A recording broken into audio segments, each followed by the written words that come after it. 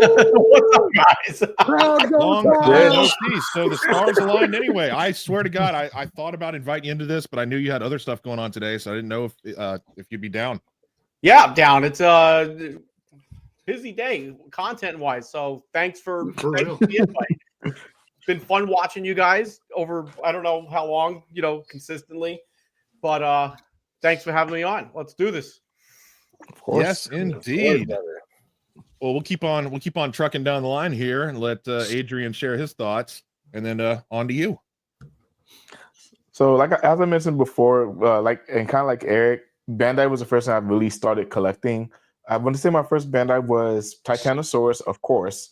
And even though I don't have a whole lot of Bandai in my collection now, there are a few that I kind of want to go back some of the vintage ones I want to go back and find. It's because of what they do mean to Godzilla and collecting in general at the end of the day. So, like Jordan kind of said, if you don't have at least some type of Bandai in your collection, are you really a collector? You got to have something. I think it's a very important fingerprint. Somebody said here, it's a very important fingerprint in the community, and I don't see how somebody couldn't. How can somebody not have something by them? Somebody mentioned it in the chat. I don't know if it's true or not, but is Bandai the biggest toy company in Japan? I don't know of anybody that would be bigger. That was John McCoy. John McCoy. I believe, yeah, they are absolutely the largest because they cover. I think they are too. Eric, you said they have their staple on or their stamp on pretty much everything now. Like you see it on X Plus boxes, and I mean they have their other like side branch toy lines. SH Monster Arts. What did you say? What's the Sakai? Yeah, Ichiban Kuji. Ichiban, yeah. The Crane Games. I mean, Premium Bandai. I mean, their whole line of 6-inch, 8-inch. I mean, good lord, like they're just gobbling it all up, just like WWE is. So yep. Bandai has the license to most everything in Japan, as far as distribution and licensing goes. So that's why you see Bandai like on X Plus boxes now, which I thought was weird at first, but it makes sense at the end of the day. Right. Well, Rich, I pretty much know the answer to this question for you, but you've been in this game for a long time as well, and I've seen your stuff. You might, I don't know if you can beat Joe, but you're pretty close, probably. Well, Joe said you have like almost every Bandai figure. Yeah, Godzilla, awesome. not Ultraman, and just the Godzilla stuff. Yeah, up till probably 2005. Or before, like this other big boom that started in 2016 with Shin Godzilla, I had almost everything. And then over the last few years, or like, I don't know, 5-6 years or whatever, I sold a lot of the duplicates. I didn't need like 4 6-inch Space Godzillas, 4 Heisei Ghidorahs, et cetera, et cetera. So no, I don't have everything, Sam.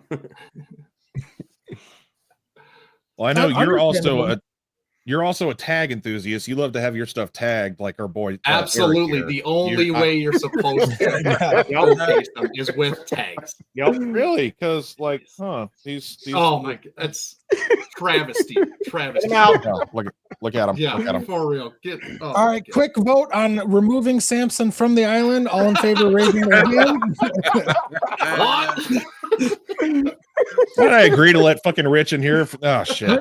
Rich can celebrity host the show. We're getting rid of Samson. Yeah, pretty much. I don't know why I decided to bring him in. Anyways, yeah. Well, as you saw in the thumbnail itself, it's pretty important for me as well. It's like the main focus of the middle of my room, and also in the far corner, I got some more cubbies with Bandai stuff. It was my humble beginnings. My absolute first figure in Godzilla at all was the Bandai 6-inch King Caesar. I got it at a comic shop when I was, I guess it was the 1998 toy line. So I was 7. And that's how I got started with this stuff. I still have it, the exact same one. So it's pretty important, and I have a lot of catching up to do.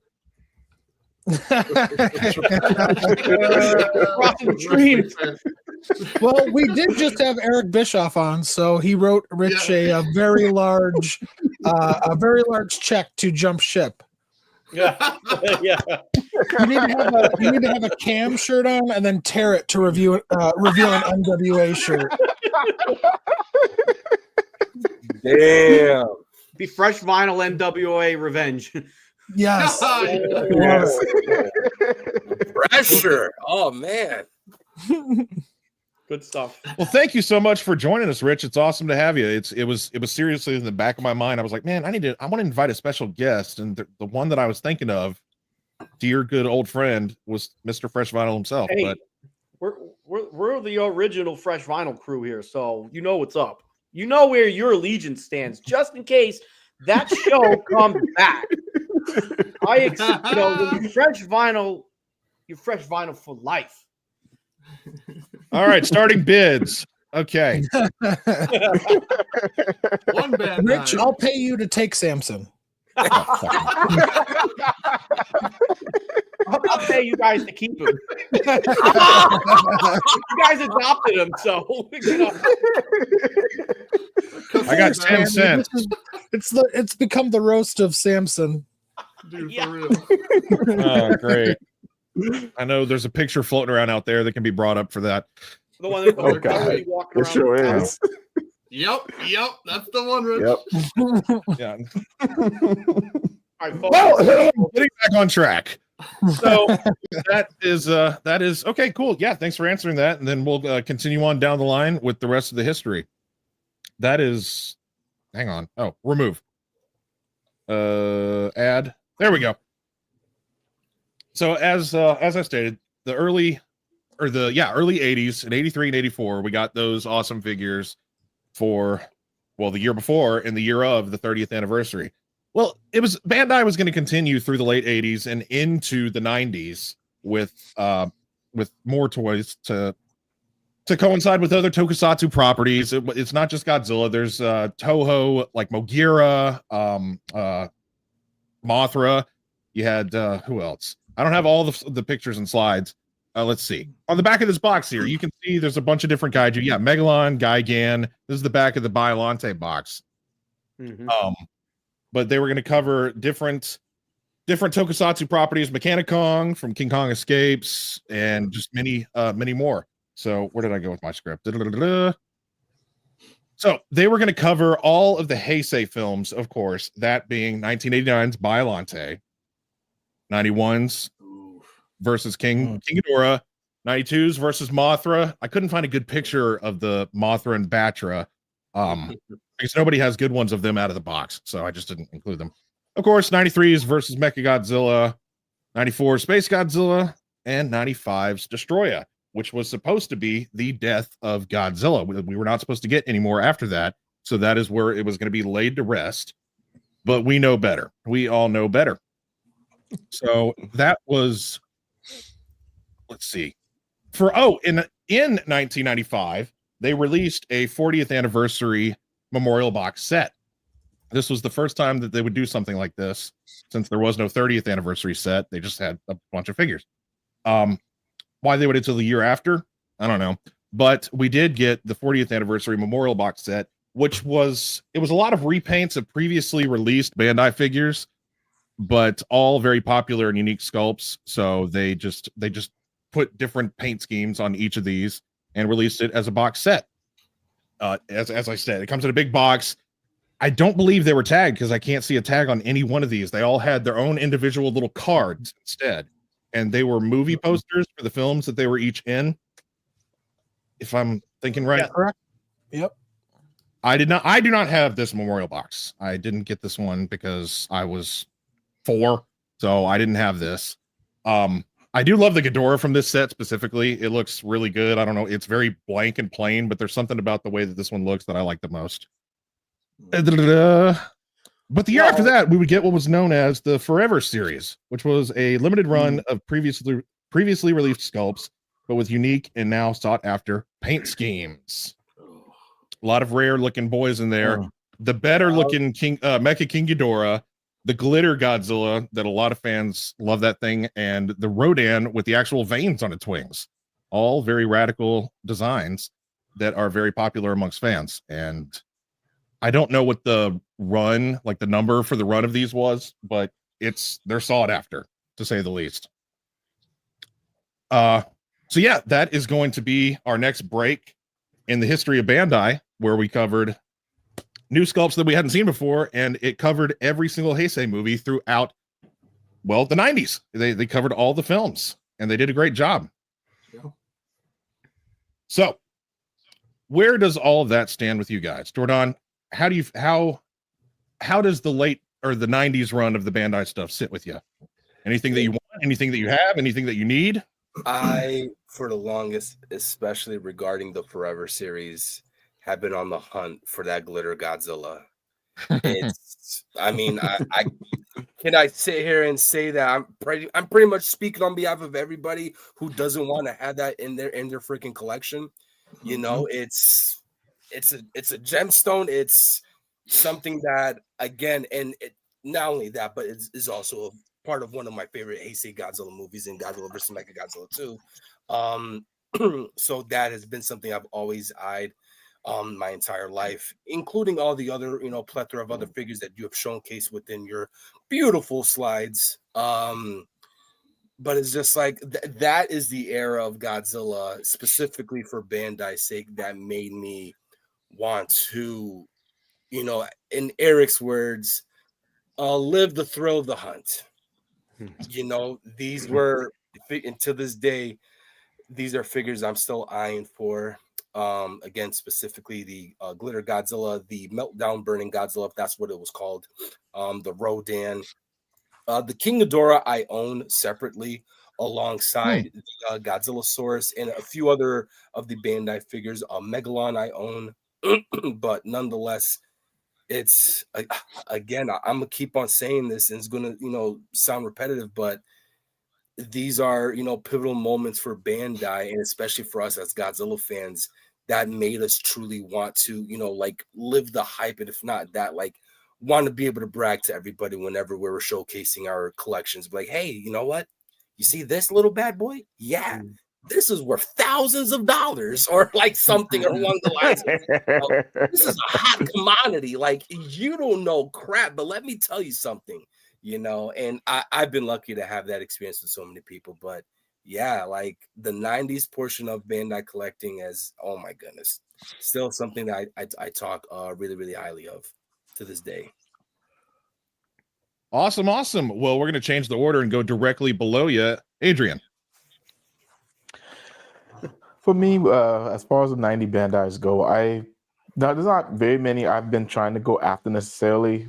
Maybe definitely go to Godzilla, because I mean, of course, everyone who knows that Godzilla is probably one of the most sought after Godzilla figures in Bandai history, and I wouldn't mind getting my hands on that. Probably that Mecha King Ghidorah too, because it does look really good. But besides that, there wouldn't be too much I would get from this era of Bandai. But everything does look great. I'm sure anyone loved that 40th anniversary box set for sure. Oh, most definitely. That's a little surprising to hear from you, as much as of a Heisei fan that I know that you are. So that's why I'm surprised that you don't want to get like an iteration of every single one of those things. Well, I did forget I don't have Godzillasaurus. I do need to find that. That is true. Yeah, X Plus is slacking on that one. They really are. Well, we're gonna go the other direction next to you and give Rich the floor. We know do you have the majority of these, or did you get any of the Memorial Box or Forever series? Actually, I know about the Forever series. It's in that video where I visited your house. The Forever compilation. Yes, the Forever series. Yeah. So 80s and 90s, I kind of just wrap up into like one basket per se.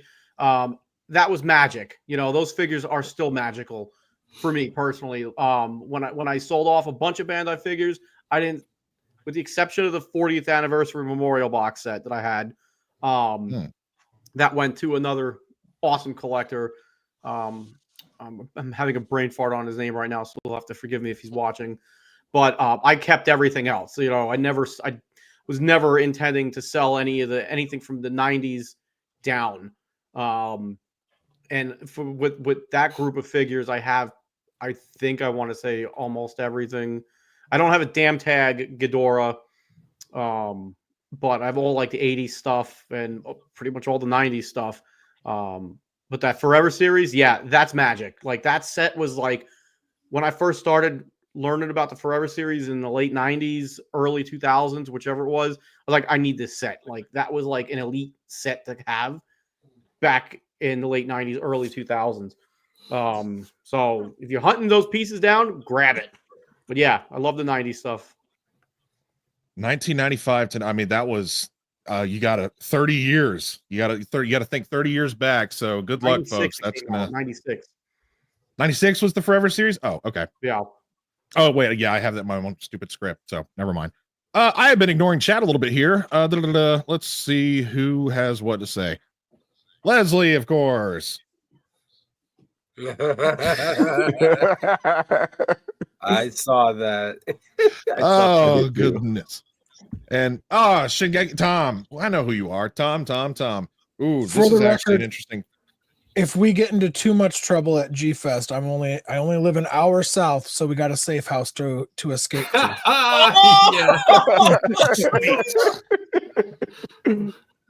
Now, this is actually a topic of controversy, maybe. Yeah. What is everyone's thoughts on Bandai creation? That's later on down the line, for sure. That's more in the early 2000s territory. I mean, I'll go ahead and speed run it. I don't really care for it too much. The sculpts are not as good as classic Bandai. They were neat to see in toy stores like Toys R Us, just being able to walk in and they were right there. KB Toys and Toys R Us, but they don't hold as strong a place in my heart as the actual Bandai license. Okay. Yeah. I will keep my comments to the portion when we reach the timeline. Yeah, same. Okay. All right. That's fine.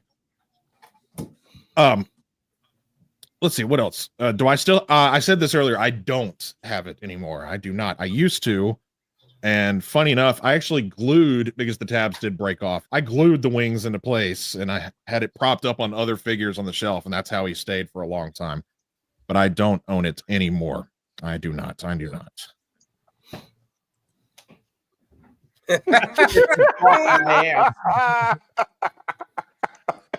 Sure about that?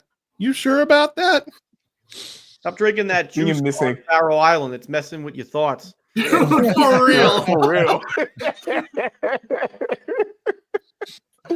Well, to get back on track and not leave you boys out on the far right, Eric, yeah, your thoughts on what I just said with the slides in the 90s and stuff. Honestly, I think that set and all of those sets that you described are probably what really put Bandai on the map. Because Heisei is probably the most popular era of Godzilla, especially in Japan. Everybody loves everything that came out of the Heisei era. I mean, the suit designs, the characters, the movies themselves. I mean, it's a fan favorite over there. For me, also, it is too.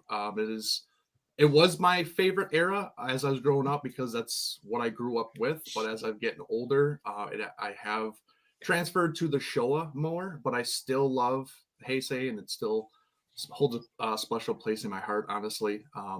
But honestly, a lot of those figures still was before my time for collecting Bandai, honestly, because I started with the movie Monster series.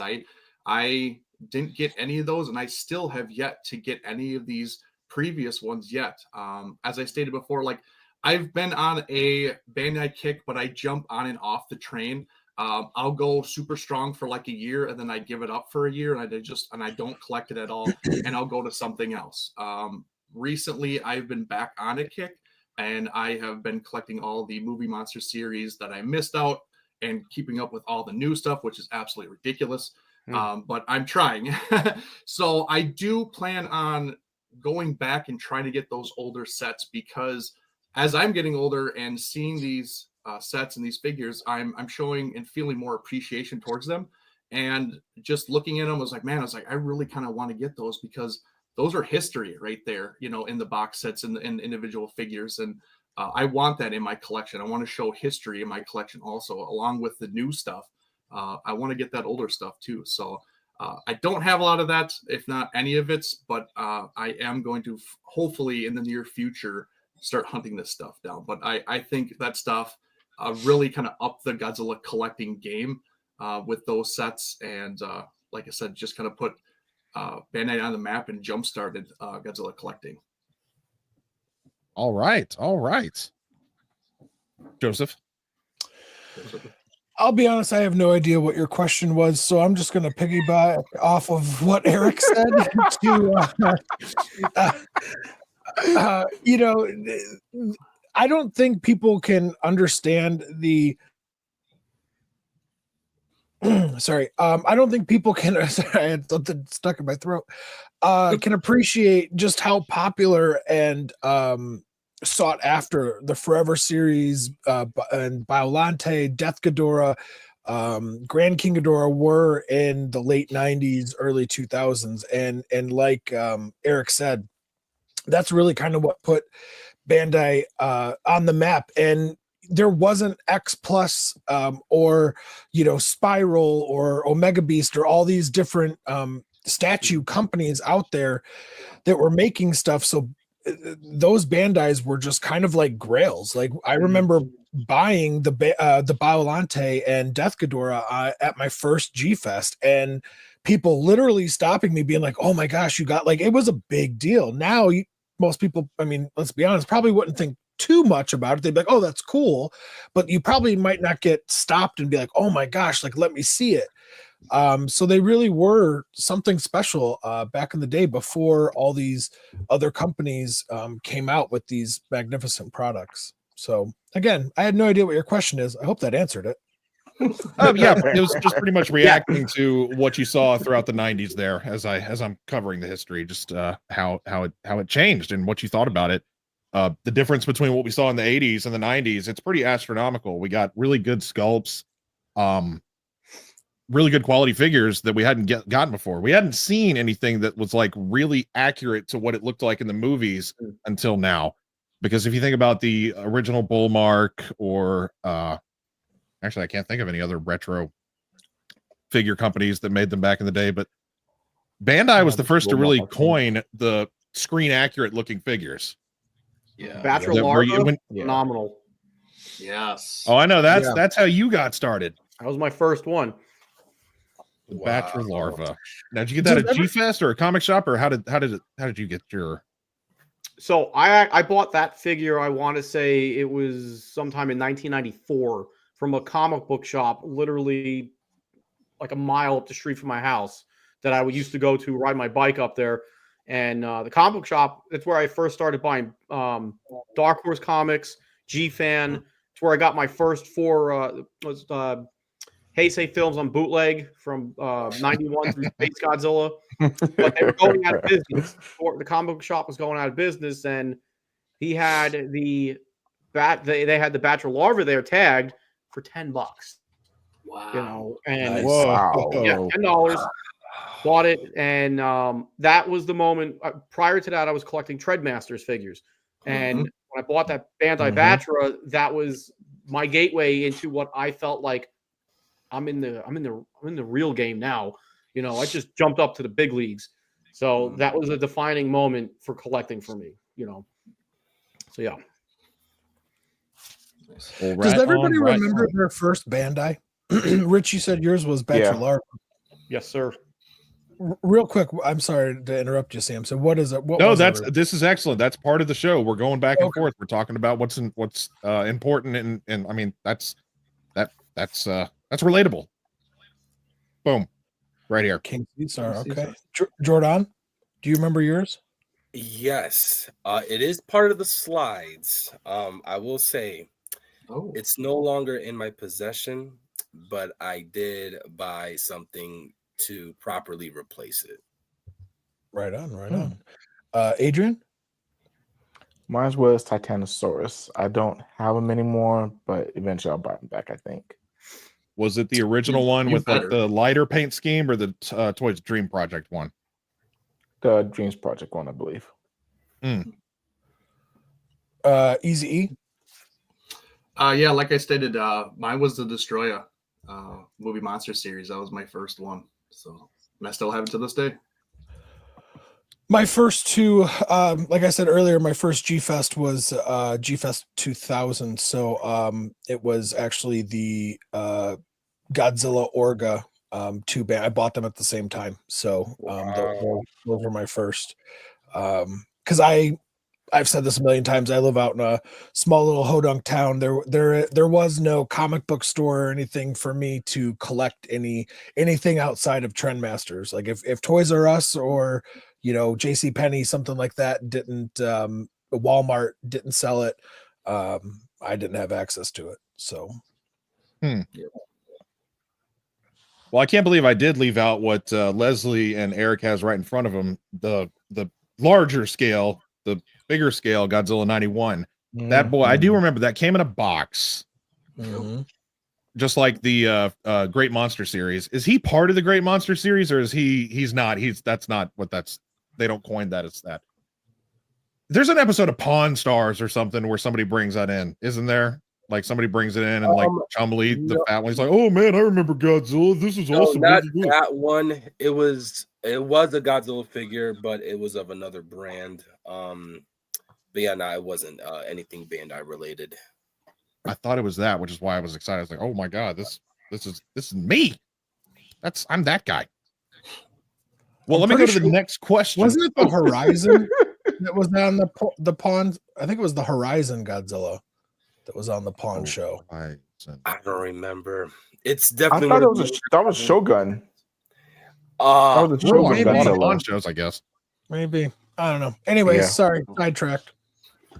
It's all good. We're talking about it has to do with what we're doing here. All right. Well, to keep the flow going, let's go to question number 2 from my video slides. Hey, what about this? So,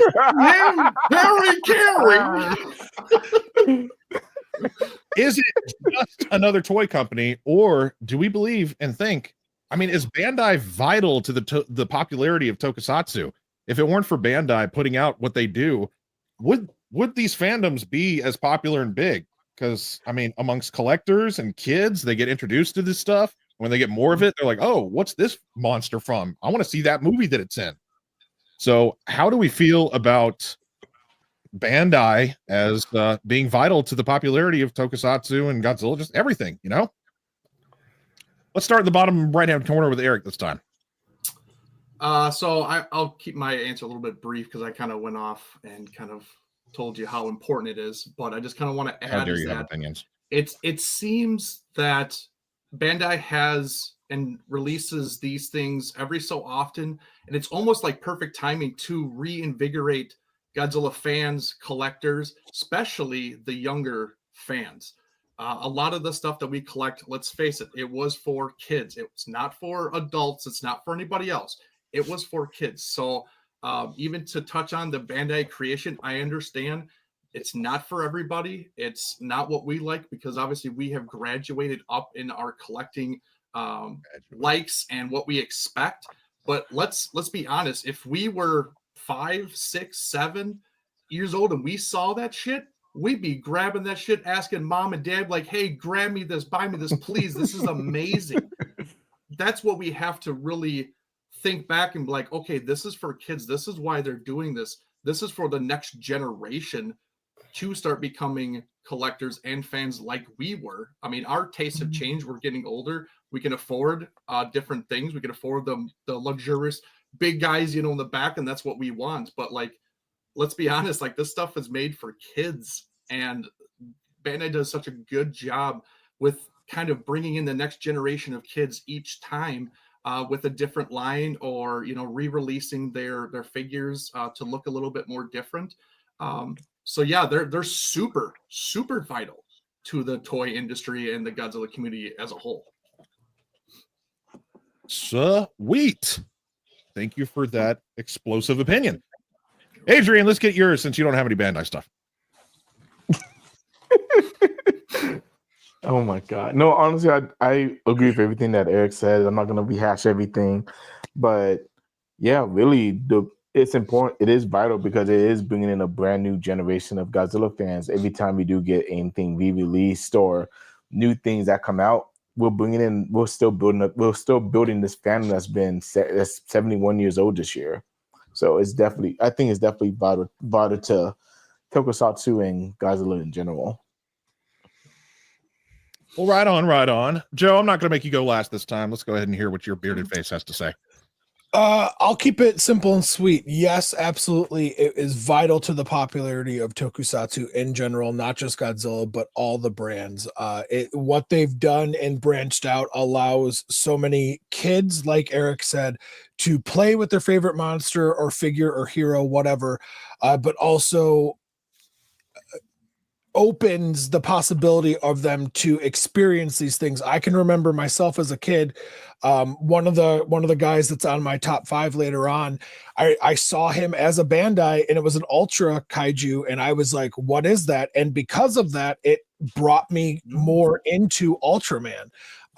So yes, absolutely. And just real quickly, I mean, Bandai does Zoids. They do Digimon. They do Power Rangers. Like, I mean, yes, absolutely. Without Bandai, there would be so many, I think, less fans of these products. Because let's be honest, like Eric said, we're all kids, and even now, Eric is fucking 50-something years old. He still collects toys. You know, we still. Right. I'm a Toys R Us kid. Okay. Yeah, right. You're damn tall enough to be the giraffe. You know, I'll be a spokesperson. That's okay. For real. No, like we're all kids still at heart, and we want to see them and touch them and play with them, and it broadens the horizons. Absolutely, they're vital, and I don't see anybody making an argument that they're not. Good. I'm glad. I didn't think anybody would not have that opinion, but I just wanted to hear. Rich, let's hear your bitch of an answer. Okay. Literally to echo what Joe and Eric said, these figures are made for kids. You know, they're toys at the end of the day.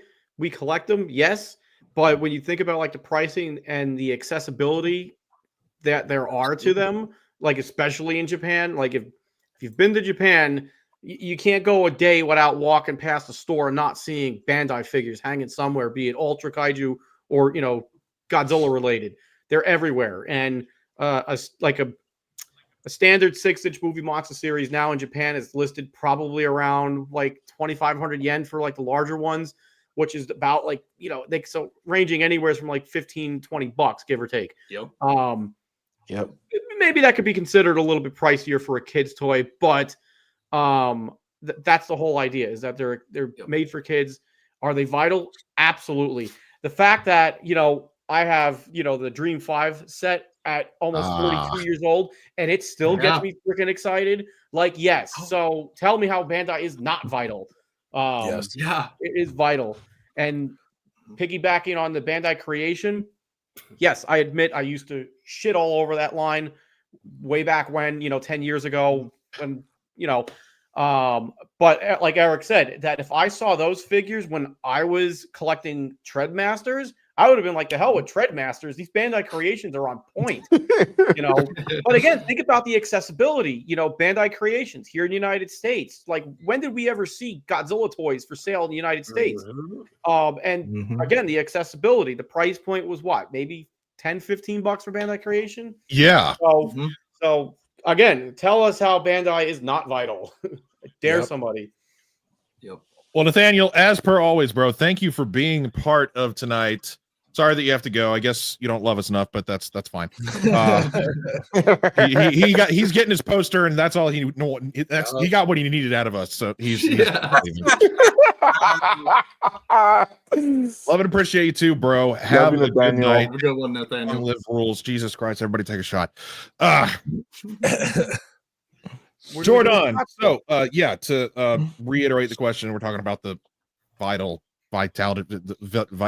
You know what the question is. Go. Did you just have a stroke? What happened? Are you okay?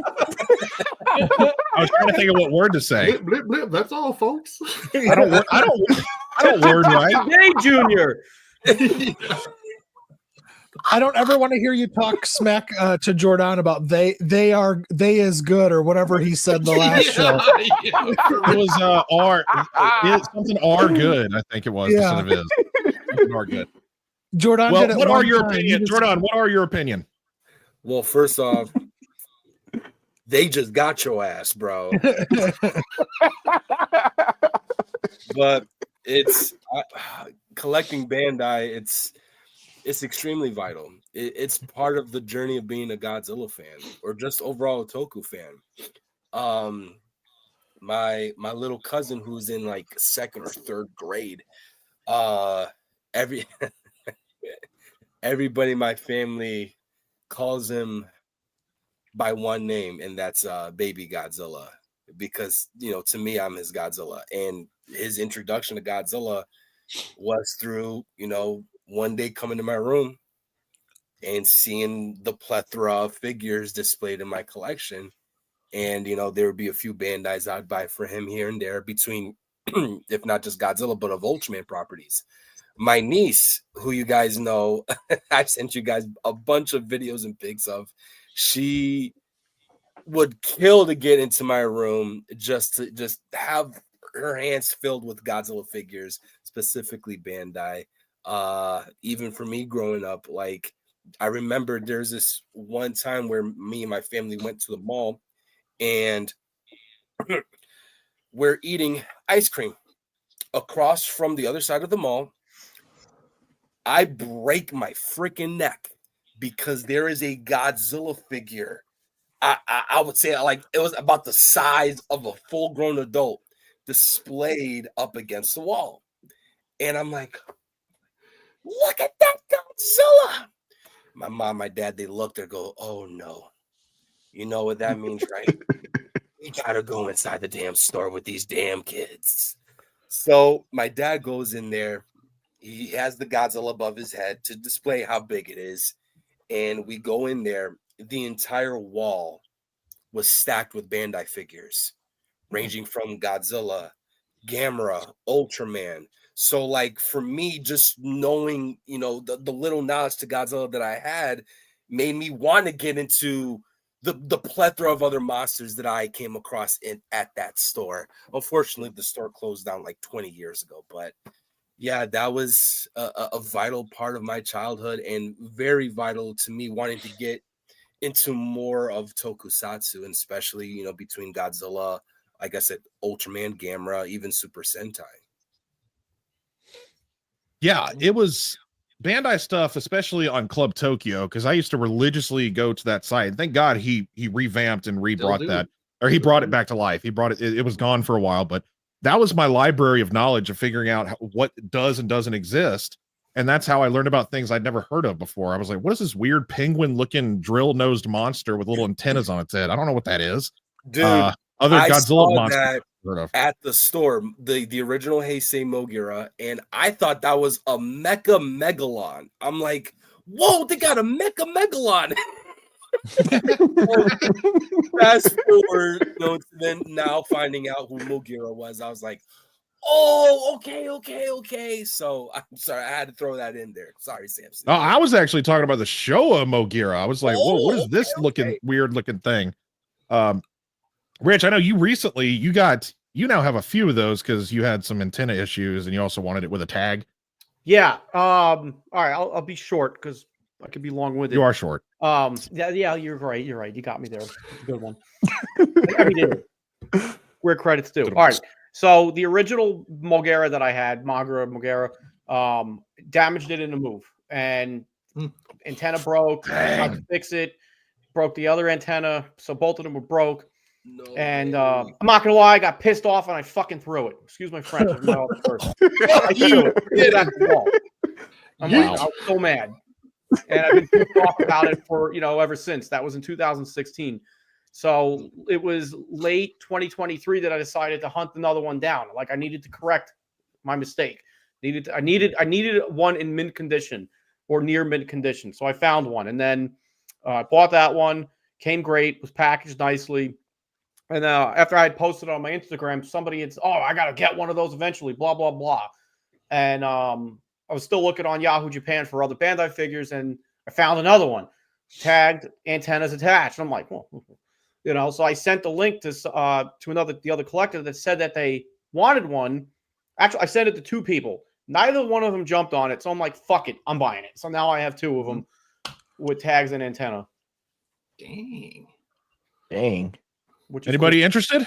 cool. I'm not selling. I'm right around the corner, Rich. I'm right around the corner. I know you are. I'll sell you a picture of it. Oh, that's worth something. Yeah. Picture, a fresh vinyl photo. Holy crap! I'll set it up. I'll take it. Actually, wait. Hold on a minute. Go to the next question. We covered everybody now. So we're going back into the history. So, as we thought, Godzilla was dead since the death of Godzilla happened in 1995. So what else were we supposed to get? Well, here we go. Well, in 1997, we were introduced to something new with the Godzilla Island monster series, which were all 6-inch style figures that coincided with a miniseries called Godzilla Island. The series used figures that were made by Bandai to depict fun, short story kaiju stories.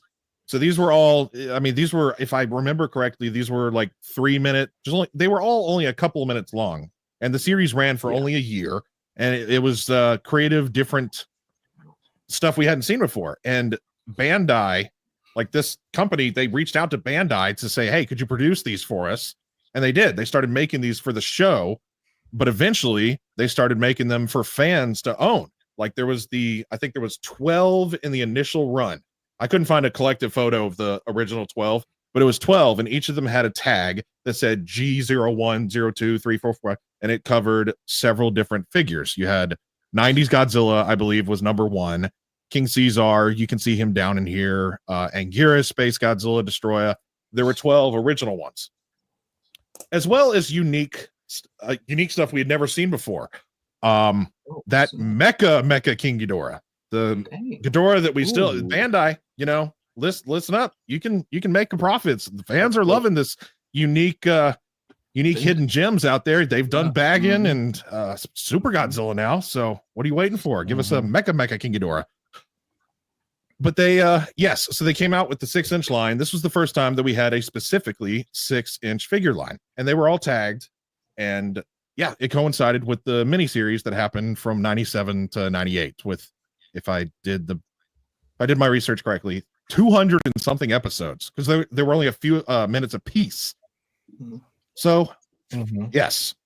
Well, after that, then in 1998, we got a new line called the Toho Kaiju series, which were also 6-inch style figures. But for this line, for the first time ever, we were introduced to a theater exclusive figure, which was a translucent vinyl rainbow Mothra to coincide with Rebirth of Mothra 3. And this would pave the way for theater exclusive figures from then on out. This line was pretty much the exact same as the previous one. They were just more reissues of previously released ones, with the exception of a few newer ones like the Rainbow Mothra here and a couple of other sculpts of different kaiju. But they were pretty much just repaints of previous sculpts like Destroya and Heisei Godzilla and Anguirus and whatnot. But this, it paved the way for translucent vinyl figures and theater exclusives, which we've seen a lot of throughout history now from tier 98 and forward. What's the next thing? Oh, we're not there yet. So that covers the introduction of the 6-inch figure line from Bandai. Hey, I got a pop quiz for you, Sam. Let's see if you know. Oh crap! Assuming I have the right information. You probably do. What was the first Bandai theater exclusive?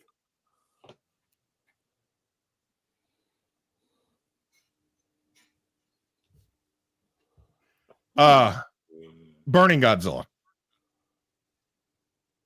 Translucent vinyl Burning Godzilla. Can you be a little bit more specific with your answer? 5. It was 4. It was 3. I don't remember the name of the guy. It was it was an honorary, like it honored a specific person. Is it that one? Oh my. Okay, no, I guess I don't have the answer. Thanks for coming on and making me look like an idiot. I should have never. That makes myself look like an idiot. Kawakita. The Kawakita Appreciation Bandai? No. Okay. Then That I came guess out 5 years ago. Yeah, that's later on. The Theater Meltdown. The Theater Meltdown from Godzilla versus Destroyer. Right. Peter Meltdown. The red Where one. it was like, yeah. I was about to say red and black and okay. No, red and black is the Forever series. That's the melting Godzilla. The Theater Meltdown's the all orange one. Okay, well, I guess I didn't do my homework hard enough. I guess I get a D instead. You remember the figure that I rebought for you for your memorial box?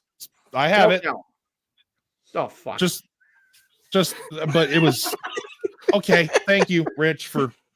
I guess I didn't know the answer, but yeah. Okay, so I thought it was the Rainbow Mothra, but wow, No. my information was just That's like the third disproven. one. Okay, well, I don't need to be doing this anymore. Camera 96 was, I think, the next theater. Mm.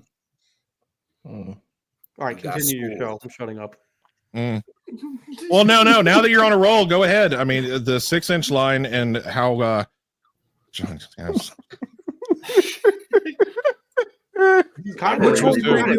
one's John Cena? Yeah, I guess the fatter one would be me.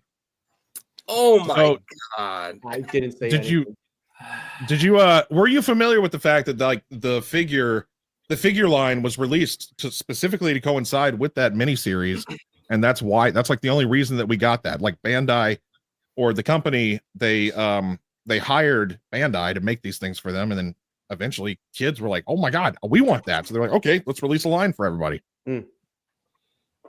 That's cool. That's great, Sammy. I can feel the love. Outstanding job. Well, if nobody wants to actually say anything in regards to all that, so I mean, we're going to continue to talk about 6-inch stuff with the other lines.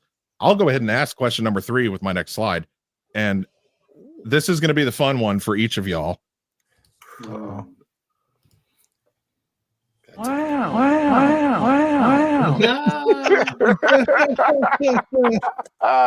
All right. So y'all each have your little slides that I created, but for each of you, the Desert Island 5. I asked you guys to pick 5 of any tokusatsu property. If there were only 5 and you were stuck on a desert island, they were the ones that had to be with you. What would they be? Rich, I'll let you can think about it while these boys are talking about theirs. But I have little slideshows for every single person here, and they y'all are going to talk about your choices and why you chose those. Who hasn't gone first? Adrian, you haven't gone first. I'm going to go ahead and throw it up. How did I know? I'll go ahead and throw yours up first, and I will pause. I'll take control. Okay. You don't have to do anything. I got it. Okay.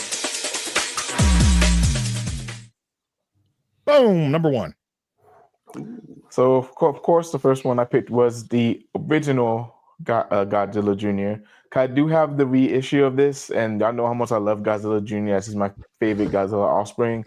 But I do want to find. I don't own this one, but I do want to find this one day. Cause I do like the unique underbelly.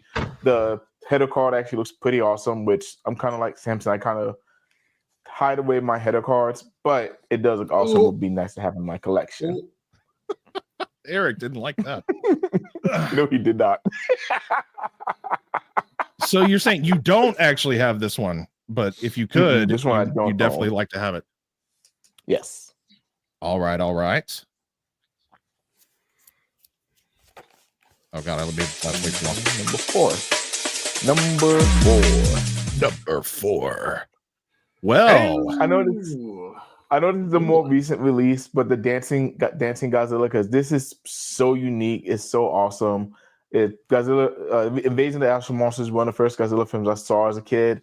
So being able to have this in figure form was just icing on the cake. And I know we got one for Super 7 too, but y'all know I like things a little bit bigger anyways. So I had to add this one on my list because I absolutely love this Godzilla. Yeah. No, I have this one and I love it as well. I'm really digging the fact that they're diving into these dynamic, unique situation poses and stuff like that. Let's see more. Let's see a tail slide. Let's see the flying Hedra Godzilla. Yeah. Holding her door. Number 3. Very nice. Number 3, a classic. This is one of the grills that I kind of I've seen it a few times. I haven't pulled the trigger on it yet, but one day I do want to pull the trigger and have this big boy in my collection. I think I saw the burning one at G Fest last year. I think Jay from Toku Toy Town, he had it, and I almost bought it then, but I didn't want to take that back on the plane with me. I know how big that thing is. Oh crap! Right. But if I do ever get the option to get it, and I actually not spending money anywhere else, I'm definitely gonna pick this up because this is again one of the classic Bandai figures, and I really do love the sculpt of this Godzilla of the 94. Isn't there an issue with this and the burning one where there's something about like the eyes missing sometimes for these things? Yeah, I think so. Yeah, they were stickers. Yep. Yeah. So it's pretty hard to find them with, the stickers either still attached or in good condition. Dang. That's why didn't they just paint it? Jesus. Oh well. No question. Hey. And of course, the one that Eric has on his desk, the 14-inch 1991 Godzilla. And again, same thing. This is one of the classics, one of the ones I've always wanted to get. I had the 6-inch one for a little bit. I got rid of it because I do want to find the 14-incher because, again, I love my figures a little bit bigger, and that thing's gorgeous. I just haven't had the opportunity. I just haven't found it yet. But whenever I do, I am going to pull the trigger on this guy also because this is awesome. This figure's awesome as well. Yeah, you need to add some more Bandai to that collection, dude. For real. I do. I also need to add another shelf to add Bandai to my collection. So, dude, that room behind you is huge. Are you kidding me? You got room. Yeah. Number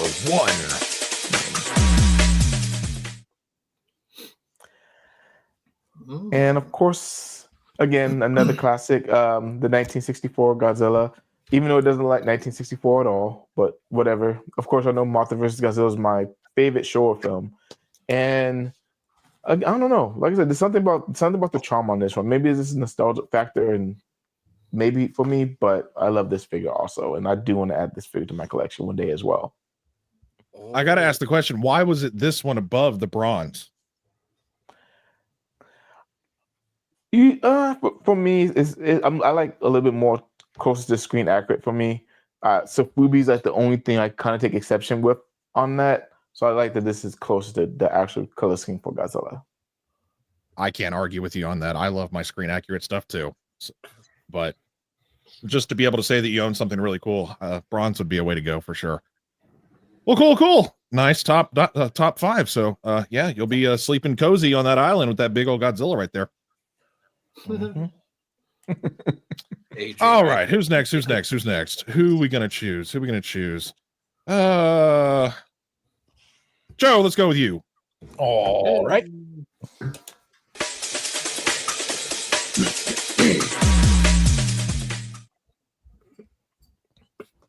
Ooh. So in no necessarily like particular order, the Orochi, I just think that it's huge, it's beautiful. I love the Orochi design in the movie. I think he's really cool. I remember for a long time this was kind of back in the day it was kind of a grail for me. They were around $150, $200. You have to keep in mind 20 years ago that was a lot of money for a figure, where now if something's $200 I'm like, oh, that's cheap, give me 3. So yeah, the Orochi was one of the ones that I was on the hunt for a long time, so that's why. Awesome. It is magnificent. I remember seeing it at G-Fest in the past and being like, what is that thing? And like, it's an 8-headed Ghidorah. What? Yeah, for real. It stands out on everybody's shelves at dealers' rooms. It was always at the top, and nobody ever bought it because it was too expensive, but it was always on display. Yep. At some dealer's table. Somebody always had it. Yeah, for sure. It's definitely a very nice centerpiece to a lot of collections because the Orochi is so big. But all right, I'm sorry. I'll not be long-winded because I know we have a lot to get to. Grand King Ghidorah for the sole fact it is my favorite Ghidra. So I love the design and I love the size of it. I'm a size queen, if you will. So yeah, I love it. That is a great figure. I've seen it in person. It's amazing. It's pretty. Now that I've seen the movie, finally, it is. I have a greater appreciation for this thing. I mean, it is massive. Will I be able to get one? I don't think I will. It's going to be too stupid expensive now, but it is cool. It's very, very, very cool. Comes in a box, right? Yes.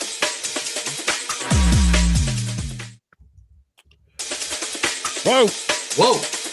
I clicked fast forward or rewind instead of pause. My bad.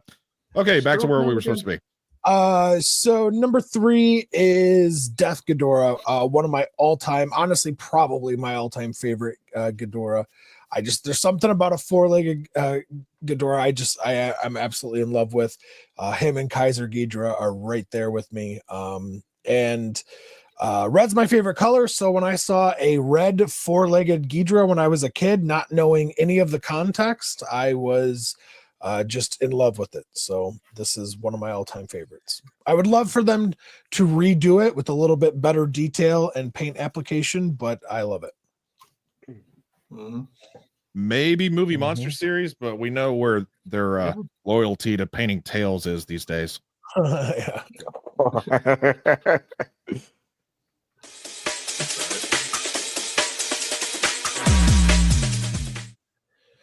So this one is kind of like what we talked about earlier with Bandai being vital to the popularity of Toku.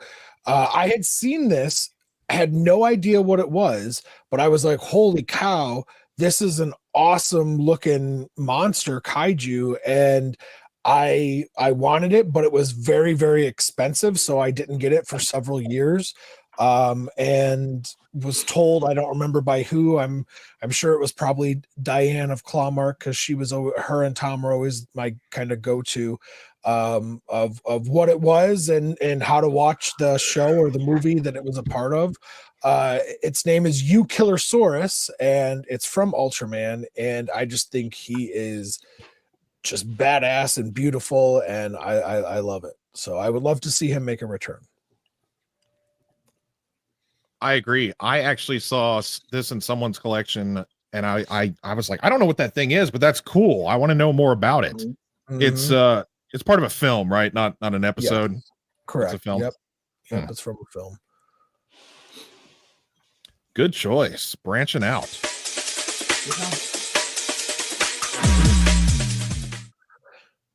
And last but not least is probably my favorite Bandai of all time, the super premium Final Meltdown Godzilla. I'm in love with it. This one and its twin, the one that Adrian had, they're awesome. They're gigantic. Showstoppers, eye catchers, all the things, and I love it. So it's a must-have, in my opinion, if you're a Bandai collector. You got them stickers? What? I said you still got them stickers? No, that's a negative. Wow. Fake fan. Yeah, the stickers are long gone. So unfortunately. What a pity. Mm-hmm. What a pity. Well, I actually, now that I remember correctly, that I probably should have let Eric go first, because I know what y'all's answers were. So let's go ahead with Eric's, since Okay.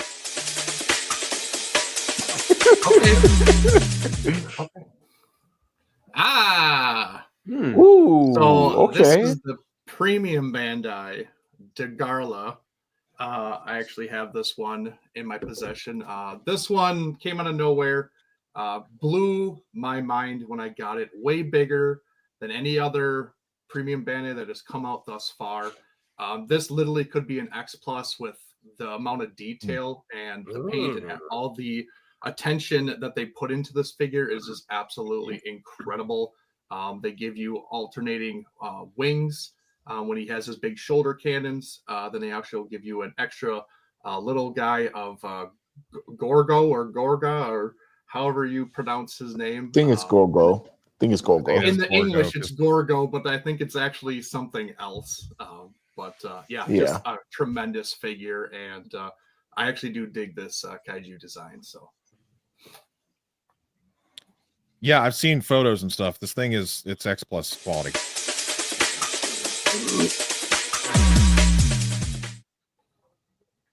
Hey, and like Mr. Joe Mama, I too have picked the Grand King Ghidorah. It is my second favorite King Ghidorah design. I absolutely love it. I do eventually want to rebuy and actually get the box because this was just loose, but this has a presence on any shelf, honestly, and it's just so well done and it's so big. It's great. I have some of the Mothras from the series, and I know a lot of hate for the Rebirth of Mothra series, but I mean, the kaiju designs and the kaiju that were in there are spectacular. So I dig it. So absolutely, it's a fun series. I enjoyed watching it recently. For Mothra Month of March last month. Yeah. Even with the quality being not so great. We do what we can. Oh, ooh.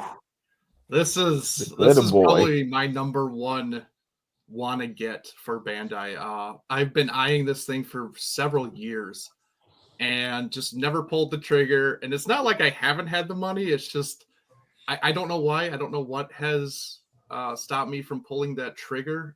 Maybe because I don't want to spend the kind of money people are selling this for at Bandai. Yep. Honestly. But it is spectacular. And I think this is one of the most sought after, I'd say, Bandai figures out there is the glitter. So yeah, I don't have this, but hopefully in the future I will. Best of luck to you, pal. Yeah, I'll try.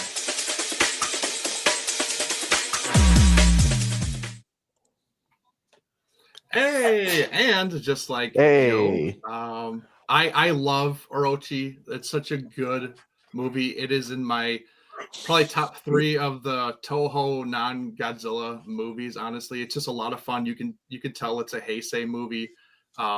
This obviously design is just incredible, and it's Big Chungus like to a T. Like this thing is huge. It's got length. It's got width. I mean, and the sculpt is great. And it takes up a lot of space for sure. I think Samson, you were saying it's always on the top shelf, and you can always see it, from afar because it's so big and it's always on the top shelf. So it always kind of catches your eye. And I was glad to get this one. And again, this one I want to kind of re-get because I want to get the box. I'm a stickler for boxes and tags and all that stuff. And I really, I collect all my boxes. I have all my boxes. I don't get rid of my boxes. That's another part of collecting for me. So hopefully soon. Oh, so you're a hoarder. Okay, I get it. I make forts. I make forts in the basement. Oh,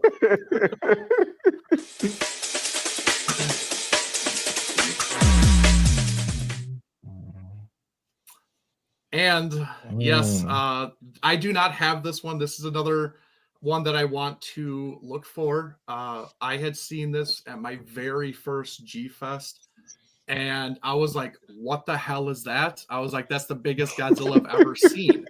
And because I never knew they made him that big. And honestly, it was for the video game tournament that whoever took first place got this big Godzilla. And I saw them carrying it around. And I was like, oh my God.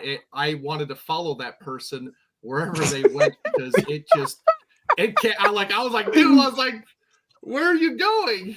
Kind of thing. So maybe one day I'll get this guy. And this is another one that's kind of going up in price and rarity, honestly. But this particular one I want the meltdown version of him. I just think it's so cool. The colors just pop. It's so vibrant, and I just love it. So it's another one that just it's on the hunt for me. So it's thrill of the hunt, man. It's a thrill of the hunt. Yeah. So Would the lack of stickers be a deal breaker? probably, honestly, I'm a stickler for that kind of thing. So I would want box and I would want stickers. So it's yeah, it'll probably take me a long time, but yeah, I want everything included. Clock's ticking. I know. I know. So. Well, Jordan, we got you up next. And Rich, I hope you are ready soon after. Stupid. So I am a proud owner of this. Now there is a very once in a lifetime story behind this. Shit. I was in high school, senior high school, and there was this clothing store downtown that was closing. And I was, listen, if I wasn't one of their number one customers in that entire freaking store, then I probably would have gotten that store shutting down a long time ago if they did not live up. So I was very familiar with the owner. Believe it or not, he was born and raised in Japan. He was a Japanese individual, and unfortunately, he had to close down the store because his mom wasn't doing too good, and he had to move back overseas, back to Japan. So this is, of course, around 2014, and I walked in with a Godzilla shirt. So he goes, "Oh, you big Godzilla fan?" I'm like, "Listen, you don't understand." And fast forward through that, he basically goes, "Come back tomorrow. Before I go, I'll bring you something." Okay. Luckily, I lived right around the corner from there, so I would go over, and he presented me with this figure. He goes, "I don't know the value of this figure, but here you go. It goes to a better home." And I'm He like, just gave it to you. yeah. So I'm like, let me do my research on this because I have no knowledge of this whatsoever. And lo and behold, once I was digging up some research and found the value of this and what it meant, I was like, wow. Also, screw you, Joe, and screw you, Eric. Don't be mad that I have this and you guys don't. I'm happy for you. I haven't. No, I haven't. I'm happy for you, Jordan, but streamline this shit. My ass is getting numb. Well, start rubbing your ass cheeks. So yeah, this is how this beloved figure came upon my collection. Tagged or not? It was not tagged. Ooh, But I mean, you also know I'm also one to rip off the tags. Oh God. Yeah. Samson, for the love of God, don't ask him questions and make this longer. Don't worry, I'm pressing. Nice. That's a beautiful one. This is my first theater exclusive. This Hang on, I gotta time you. Oh my goodness. Hop off. Hop off. 2 shows in a row, this guy's been up my ass, everybody. Hey, we already ripped into me in the beginning. We gotta give you everybody a turn. I didn't even say nothing. Anyways, my grandmother actually gifted this to me for Christmas a few years ago. And Joseph, you could choke on a fat one. Eric, I don't know what's going on. you could choke on a fat one. Rich, you see how they treat me? It's horrible. You know what? It just boils down to team building. There you go. Thank you. There you go. Oh, we got to build a pyramid. Okay. Yes. The theater exclusive, 2002. Here you go, G. That is pretty gnarly.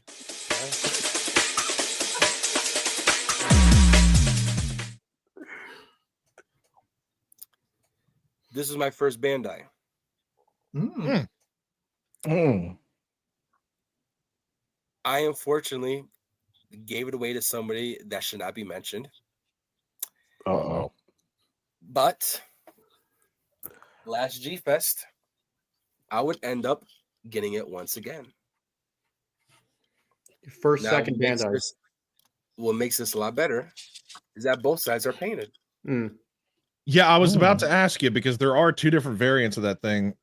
One with and without paint on the bottom of the wings, which I found out while doing this research over time. And I got it for a good ass price. So I didn't know that both sides, that there was a variant that had both of the wings painted on both sides, on top and bottom. So when I came across this last year at G-Fest, I was extremely happy. Well, good on you.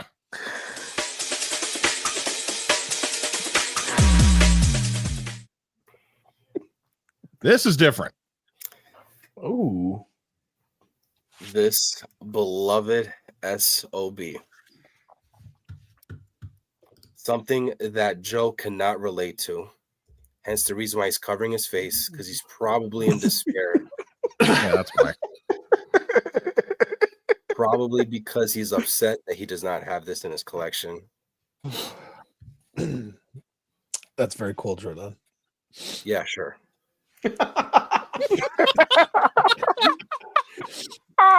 Do you have a story? Can you tell us what the weather was like the day? No, I've already pressed play.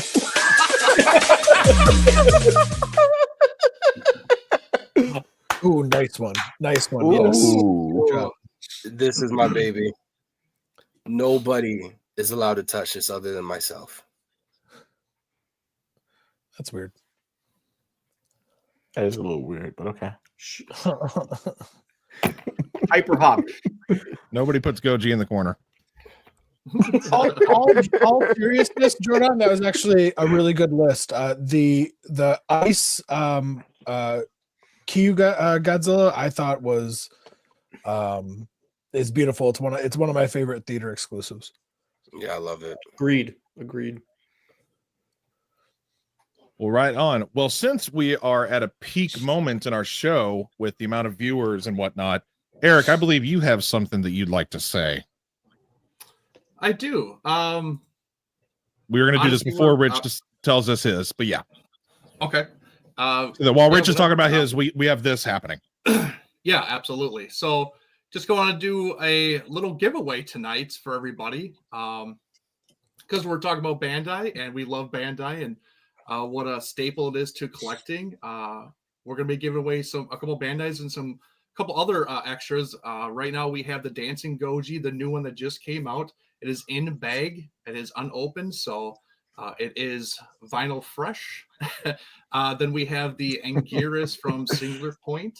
I think it's one of the better designs from that particular anime. So I know they did him dirty in that anime, but I actually did like him in those couple episodes that they had him in. And then we have a couple badges, the Kiryu badge and then the G-Force badge from the Ichiban Kuji lottery. And then we also have like poster cards. There's 3 different packs that come randomly of different postcards from different movies. I think the one I'm showing is Biollante, I think 84, I think Destroya, and I think Garuda, I think. And they got stickers in there too and stuff. So yeah, we're going to do a little giveaway. And what I want you to type in the chat, hashtag Bandai Love. Hashtag Bandai Love.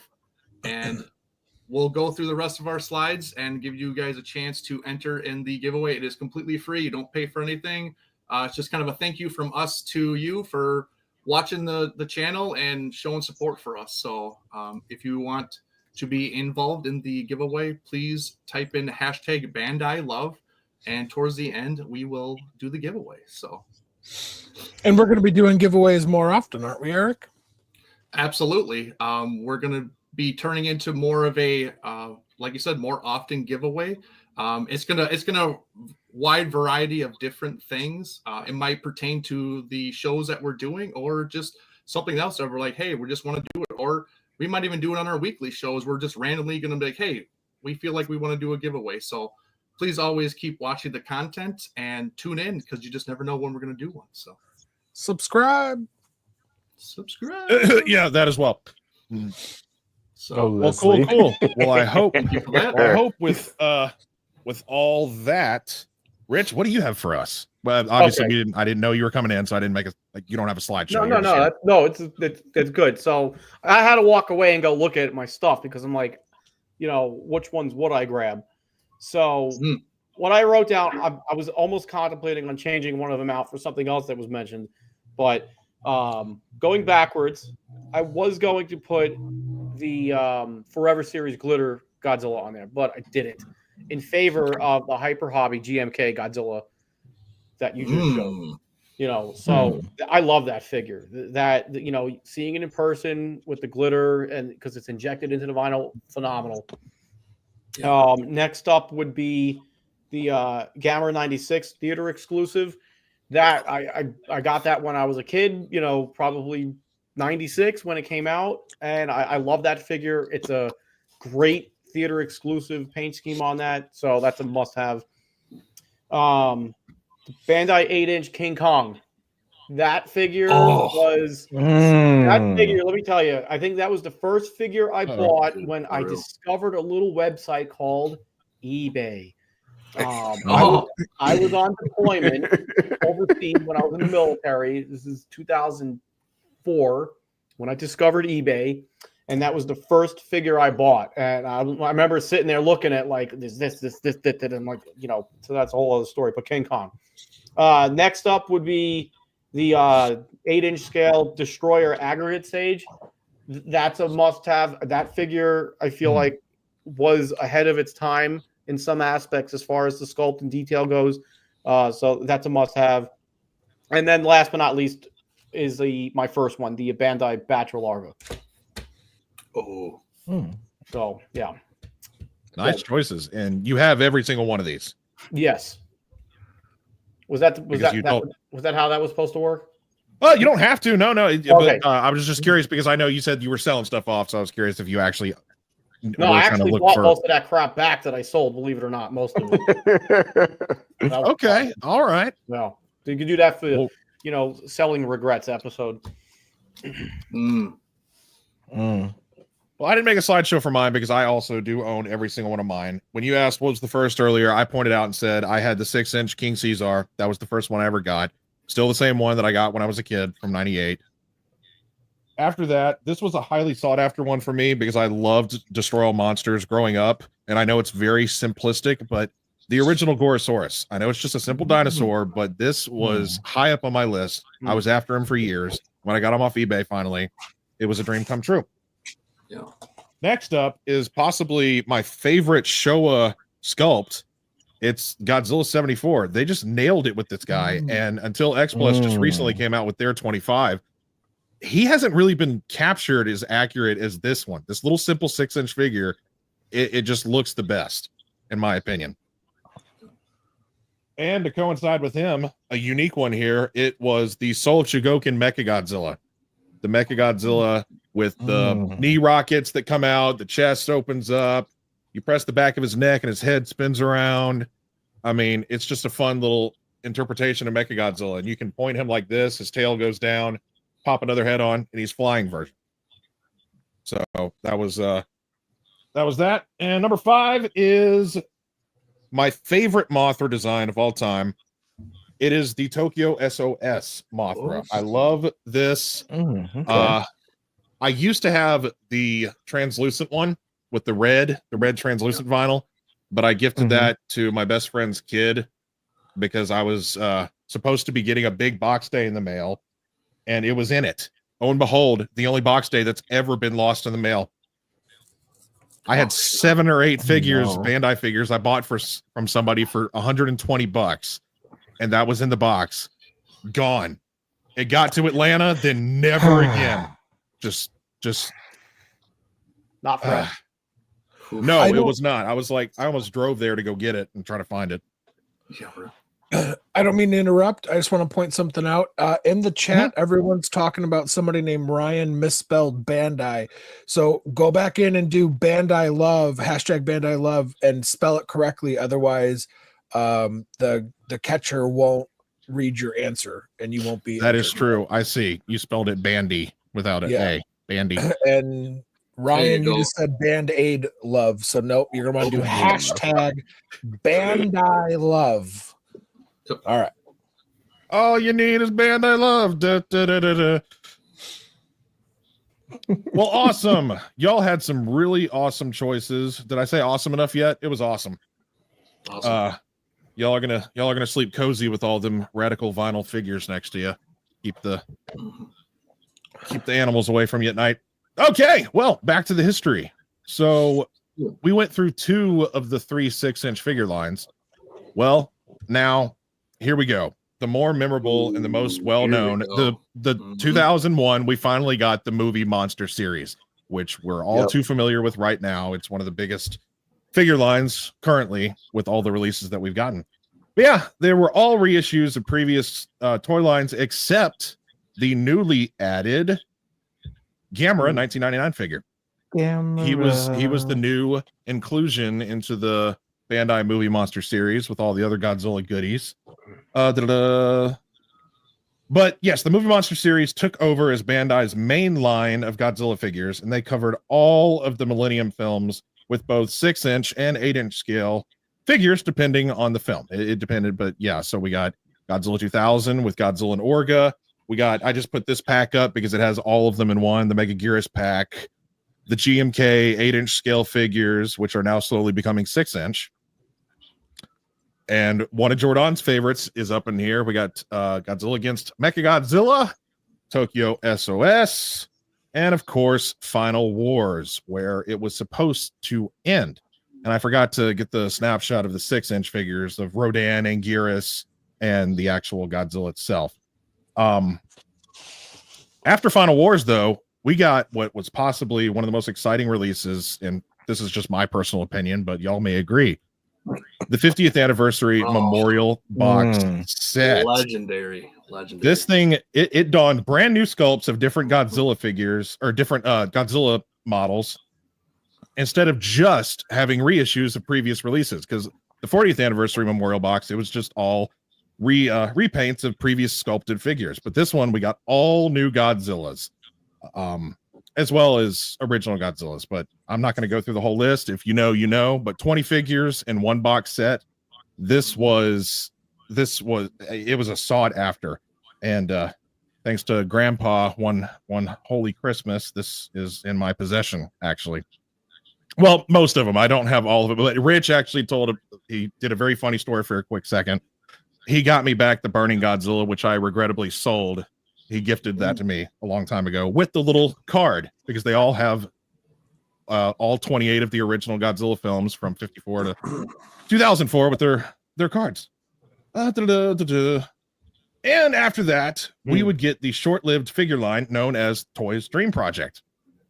They were all reissues of previous figures, but uniquely painted and packed as sets or with some fun extras. I have this one. This is awesome, and I think this is possibly one of my favorite and the most accurate interpretation of this Kiryu, because his eyeball was not, or he didn't use his drill hand until after his eyeball got blown out. So every figure that has both eyes intact and the drill arm, it's technically not correct. It's a little continuity error that I've always focused on with my OCD ass. And of course, we have this set. This was my first purchase at my first G-Fest. I got it for $50, and I think that was not too bad. In 2011, I think that was not too bad.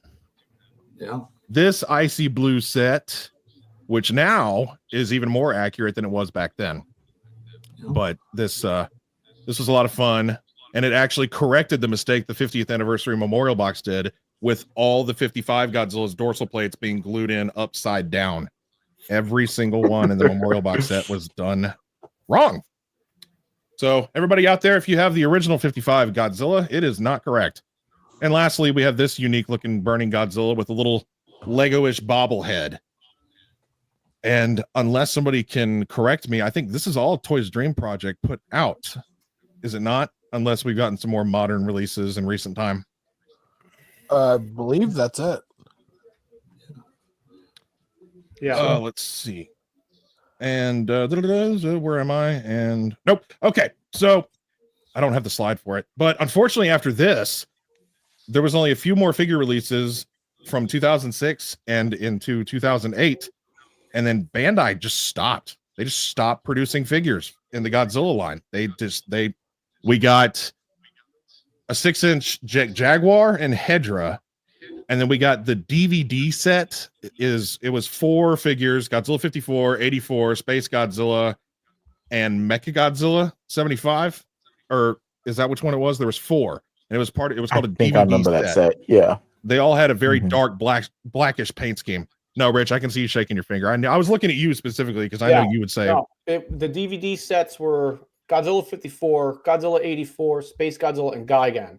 The Black Mecha Godzilla was part of a Hyper Hobby set that came with the red and white Jet Jaguars, which was part of the Godzilla Island series. That was based off of loosely based off of that. Yep. Yes. To kind of mimic what that looked like. But they stopped. We didn't see Bandai after that, and they just decided not to make them anymore, which I was disappointed in at the time because I was collecting Bandai heavily. There was no X Plus yet. So for us not to see anything, also we didn't have any Godzilla films because Final Wars yet again was supposed to be the end of Godzilla. That was 95. That was the first time they killed him off. 2004. All right, we're done again. But that actually goes into our next question. What if Bandai did actually die off in 2008? What if they did not come back ever again? Would that be a huge loss and an impact, or would we? Do you think we ever would have just gotten over it? Well, if you think about this, Bandai took a back seat. You had literally within the next couple of years the birth of the SH Monster Arts line, X Plus's main 2 lines, 25 and 30 centimeter lines. You saw a continuation clearly of Marmot's figures, Monster Heaven line. Probably missing some other stuff. So it gave time for those other lines and brands to shine, more or less, in the absence of Bandai. So collectors started spending money elsewhere. That's a good way of looking at it. I never really thought about it that way. I was just like disappointed to see it. But no, you make a very valid point because X Plus was born in basically 2009, 2010 with the 30 and 25 centimeter line. So we started seeing those. I didn't really collect SH Monster Arts, so I can't vouch for that. But that is true. Adrian, how do you feel? What if we just never got it back? I'm the same thing Rich said, honestly. My money would have went somewhere else, to be 100% honest. Just like pretty recently when NECA stopped doing Godzilla stuff, look at how it came right behind them. Our money just would have went elsewhere, honestly. So I wouldn't have been heartbroken about Bandai stopping at 2008. Okay. All right. Eric. I probably would have been able to collect them all. For God's sakes, if they would have stopped for once. Jesus. But it's kind of a bad thing and a good thing. Like, obviously, it gave birth to all these other lines, these other avenues that we've gotten thus far.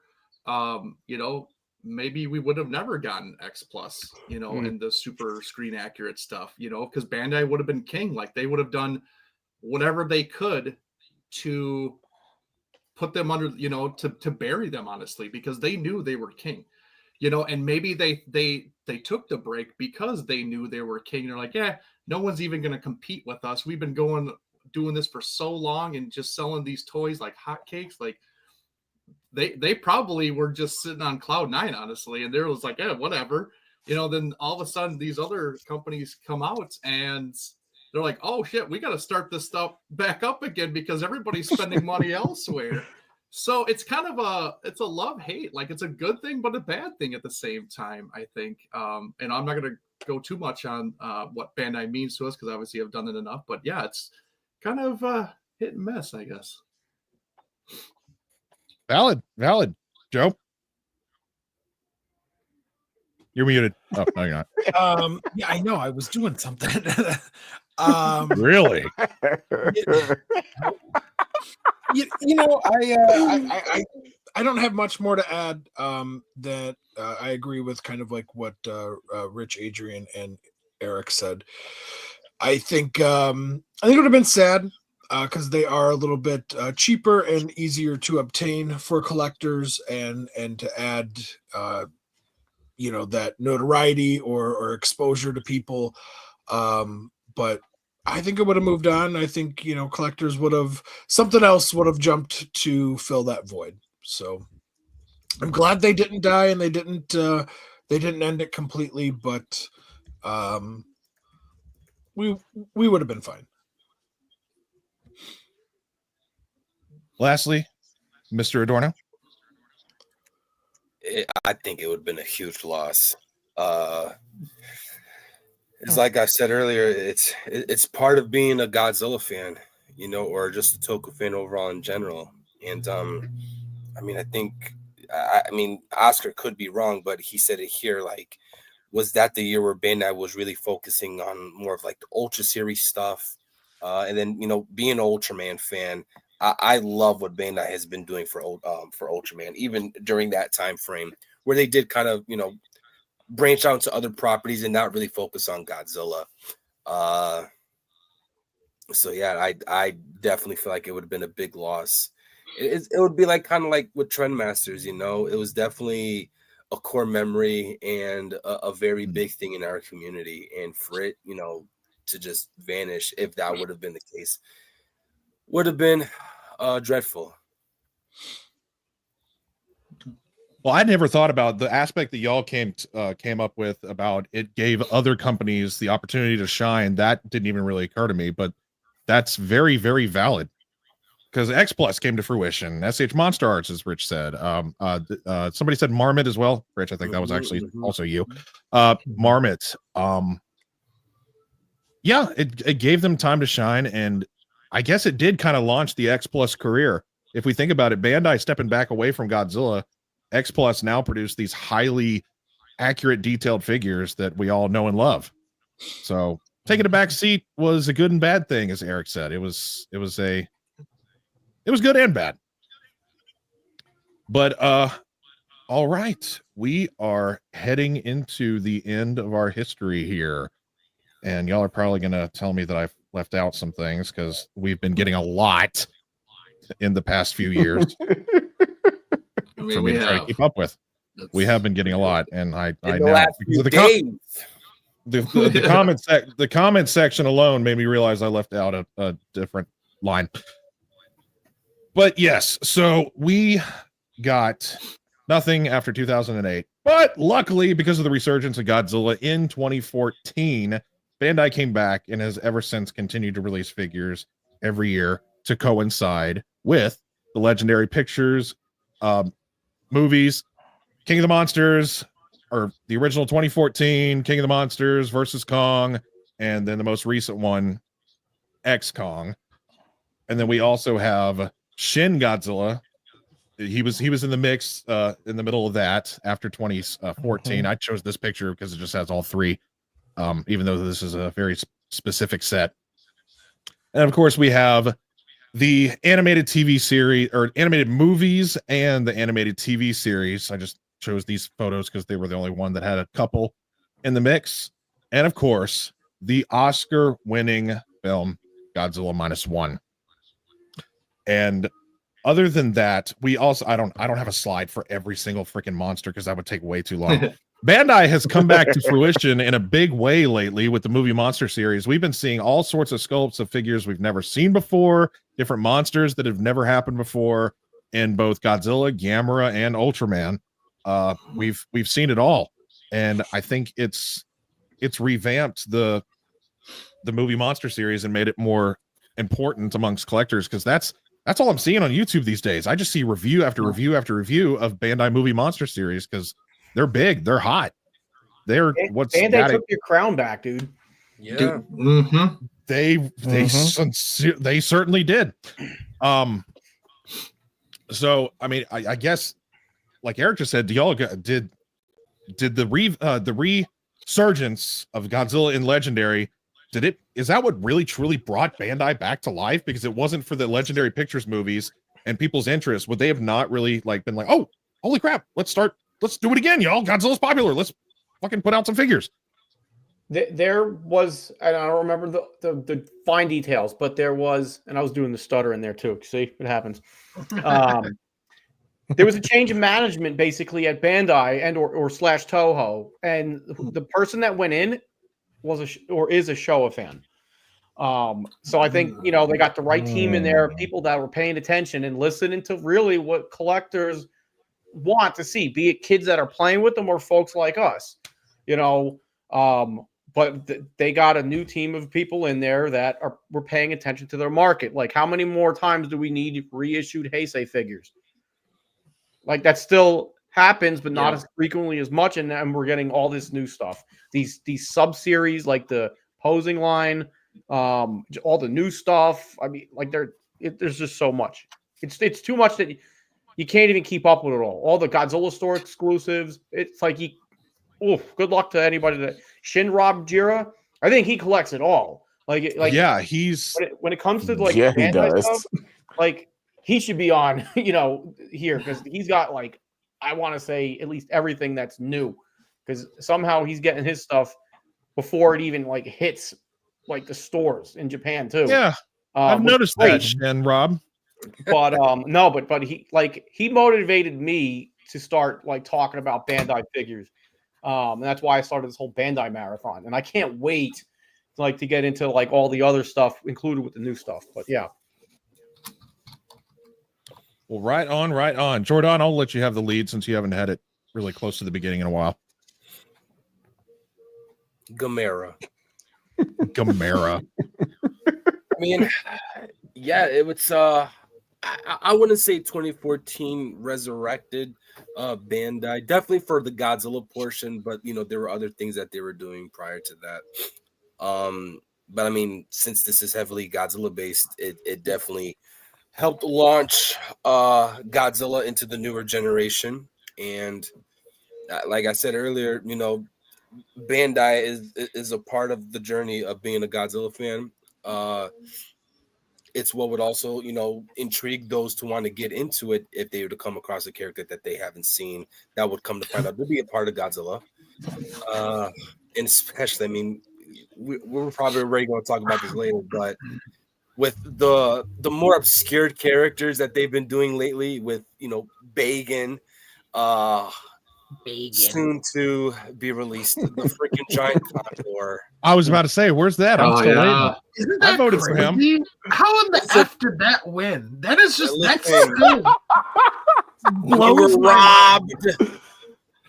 But I mean, even with those specific poll winning figures, with everything that was nominated, we would eventually get a Varan, we would eventually get an Ebra, a Kamakris to go along with more recently the 70-year set, I guess an accurate 68 Anguirus, a Gabra, so it definitely gave us, I guess, Bandai reeled us back in to get back on the hype train when it came down to Godzilla collecting. So, yeah, kudos to, just Bandai for helping us, or not just helping us, but getting us back on those childhood memories. Yes, absolutely.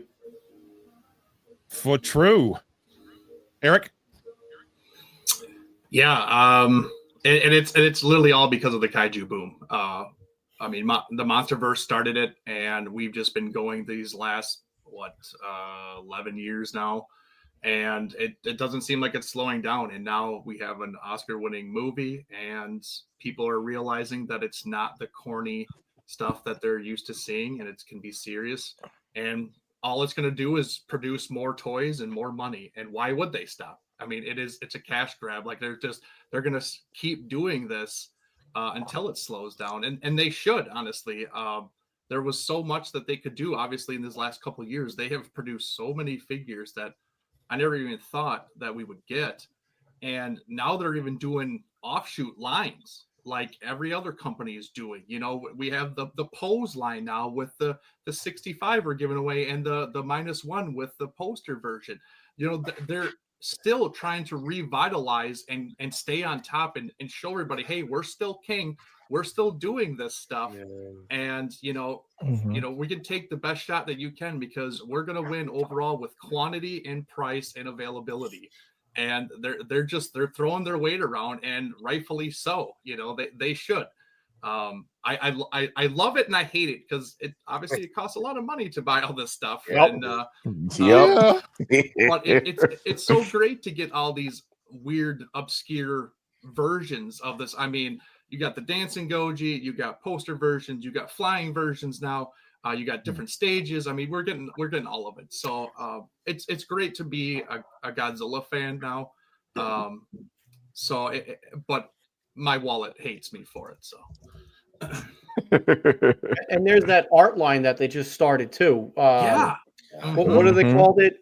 I forget the name of it, but it's Godzilla. I did too, honestly. Godzilla Japan. Or Japan Godzilla. Yeah. Oh, yeah. Mm-hmm. Yeah. So those are about smaller ones. Those are like 4.5 inches, give or Yep. take.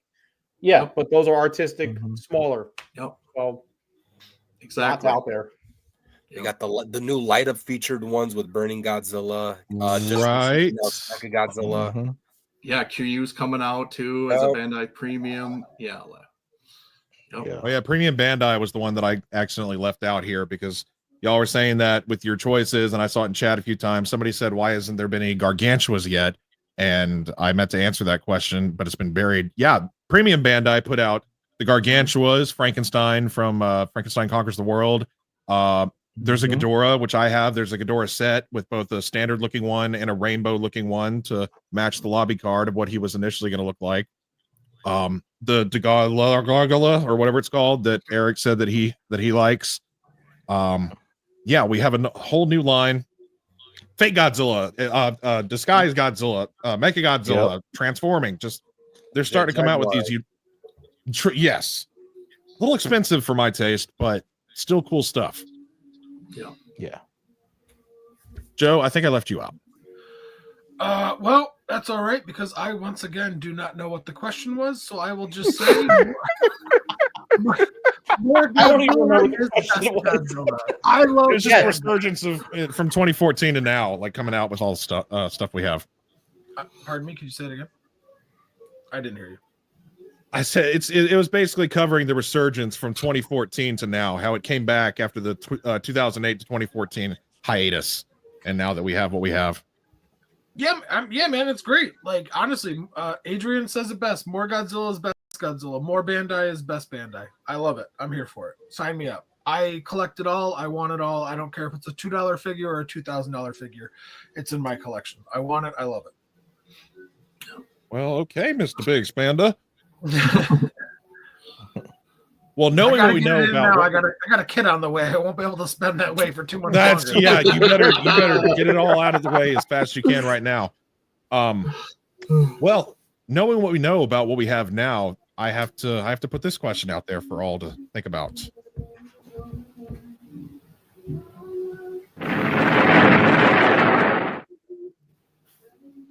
Past versus present. Ooh. Is it better or worse? What we've gotten in the past versus what we're getting right now. Ooh. Bro. Who's listening to Pink Pony Club? What? my kid. Your kid, oh, of course. I should have known. Listen, I have to hear that song 5 motherfucking times a day with my wife. I don't need to hear it now. This is my escape, damn it. Well, you want me to turn it up? Oh, okay. Is it Cora or Ruby? It's Cora. Cora, you're grounded. Well, honestly, Rich, I want to give you the floor first since you're a seasoned collector of this stuff. How do you feel about what we've gotten? I mean, Bandai, what they did versus what they're doing now. So is it really better or worse? What do you think? Like, I feel like that just makes it hard to answer being a collector and being a mature collector. As in mature, I mean, like, having value and appreciating what we have. We're not mature, you guys. So the nostalgia of collecting the 80s and 90s and even the 2000s Bandai figures is just you just can't match that because that's how we grew up. And how we collected them, it was like we were doing some drug deal where we had to be sneaky about it. I've never done that, but I'm just saying it's like, oh, these are Japanese figures, they are imported, they really shouldn't be here, type of thing. So that vibe will never be matched. And as for the figures themselves, those also just hold a nostalgia vibe to them. Like collecting a 90s figure today is still way more special than picking up a brand new movie monster series figure today. And I'm not trying to take anything away from the new stuff. It's just when you buy that 8-inch figure from 1993, you're buying a piece of history, and at this point, those figures are considered vintage. They're over than 30 years old. But the new stuff, again, earlier what we were saying, the accessibility, the price point, they're made in abundance. The ways how we can get them. You can buy them from the Japanese Godzilla store through Bai, the American Godzilla store. You can buy them at G-Fest. You can buy them from however many retailers are out there. Showcase Daikaiju, Hobby Link Japan, Hobby Search, where I bought a couple recent ones. So I don't think we're in a situation or a place where what was then is worse than now, or what now is better than then. It's just, I think I feel privileged, honestly, to be able to have what we have, got what I got when I got it, and able to get what we can get now. Even if they're the cheapest of Bandai figures, brand new, it's still just as fun. So I don't think that really answers your question because I can't pick one side or the other. But I think it's a great time right now for Bandai collectors of all ages and from wherever you started point. All right, so one of y'all has to go because Rich is now going to be a new honorary member here because we can't top that. Raise your hand if you want to get Sam off. Yeah, we voted earlier, Sam. You're out. Well, speaking of next, you thought we were kidding. That was a. We thought you. Let's see who's the next seasoned gentleman in our chat, Joe or Eric. Which one of y'all? Who's more seasoned? All right, Joe. Yeah, your turn. Listen, I can't say it better than Rich did. It's a great time to be a collector. I'm the first one to admit I have a nostalgia bias. Just that stuff that you grew up on, whether you grew up in the 80s or the 90s or the early 2000s, what you grew up on is always going to be kind of special. So with that, I will give it to the past. However, it is truly a fantastic time to be a fan of this stuff and a collector of this stuff. It's sometimes like drinking out of a fire hydrant because there's just so much coming at you. But it's a great time to be alive, a great time to be a kaiju fan. So, right on, Eric. You're next. I just think it's just a different time. Honestly, it's completely different. I don't think it's good or bad. Yeah, you could complain about quality or paint scheme or paint quality. Like you're gonna have that, but you get that from a lot of us that are used to the old stuff, that they really took time and effort into really making it and putting out a good product. Now, like I stated before, it's a cash grab. Like they're just pumping these out to get them out to kids, so they can sell more, and they're not going to spend a lot of money on producing these. It's just kind of how it is. But I don't think what they're doing now is bad. I think a lot of the sculpts and stuff is really good, actually. I think there's hit and misses for what they've done, but there's hit and misses for the old stuff too, honestly. you know, I think some of the newer stuff is better than the old stuff, and some of the old stuff's better than the new stuff. So it's just kind of, it's great that you have that choice of what you're looking for. If the new stuff isn't hitting it for you, go after the old stuff, and vice versa. You know, I mean, yeah, it's such a great time to be a Godzilla fan. Like, we're in, honestly, the golden age to be a collector as a Godzilla fan, because there's so much coming out. I mean, from so many different companies, not even just Bandai, just everywhere, from articulated to super accurate to statues to the little stuff. I mean, it's all there. So it's hard to, I don't think it's bad either way for old or new. It's just good what we're getting now. And I have to agree. Like, I'm so glad that I'm living through this kaiju boom, because a lot of us know we've gone through what I call the dark ages, when there was nothing around. Yep.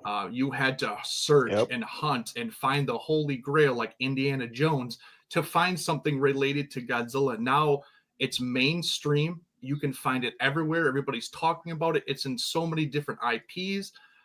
It's crazy. It's mind-boggling, honestly. So yeah, it's just a good time to be a Bandai collector, especially since, you know, I've left it, I've come back, I've left it, I've come back, and it's just as fun now as it was back in the day when I was getting my first one. So right on. Next down the age list, I believe Adrian. Yeah, I think you're next. I mean, Rich, Joe, and Eric honestly said everything for the most part. And I completely do agree with them. Whether if you're looking for the I'm vintage now. Jesus Christ. Whether you're looking for the vintage stuff, We all have to stutter at one point in the show tonight. I mean, come on. Yeah, exactly. As long as we're looking, whether you're looking for the vintage stuff or you want the brand new stuff that's coming out, there's something for every collector out there. And like Eric said, going through the dark ages in the 2000s was, it was rough. So it's great that we have that. Collectors have so many different options now, whether it's brand new stuff or we can go back in the day and get stuff from back in the day. It's great for everybody. Cool. Jordan. You guys heard me say this a bunch of times. We live in a world now where it's cool to be a Godzilla fan.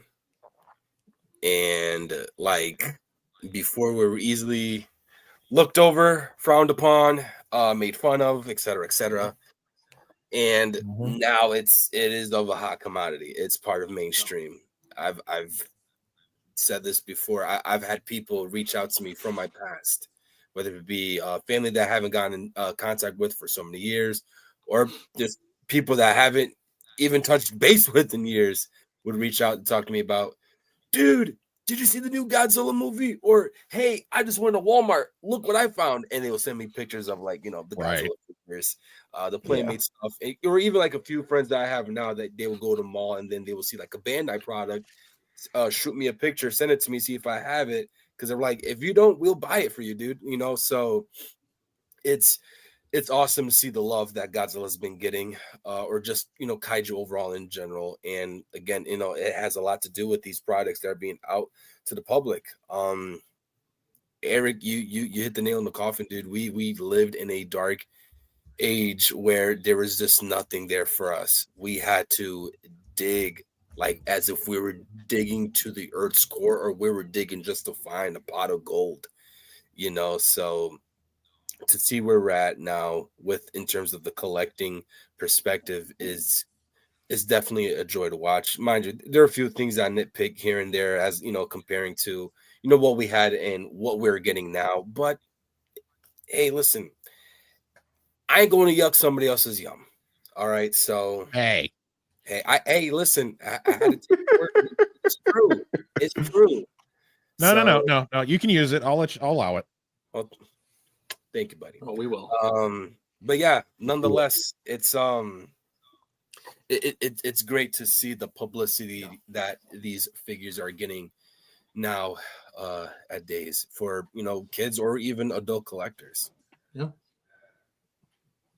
for sure. I am not going to add anything to any of that because y'all said it much better than I ever could.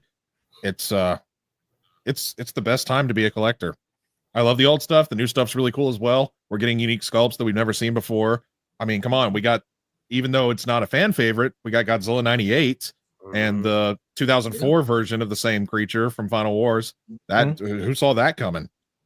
Yeah. So that was different and awesome, and it's awesome to be a collector. So, last scripted piece that I have to say here,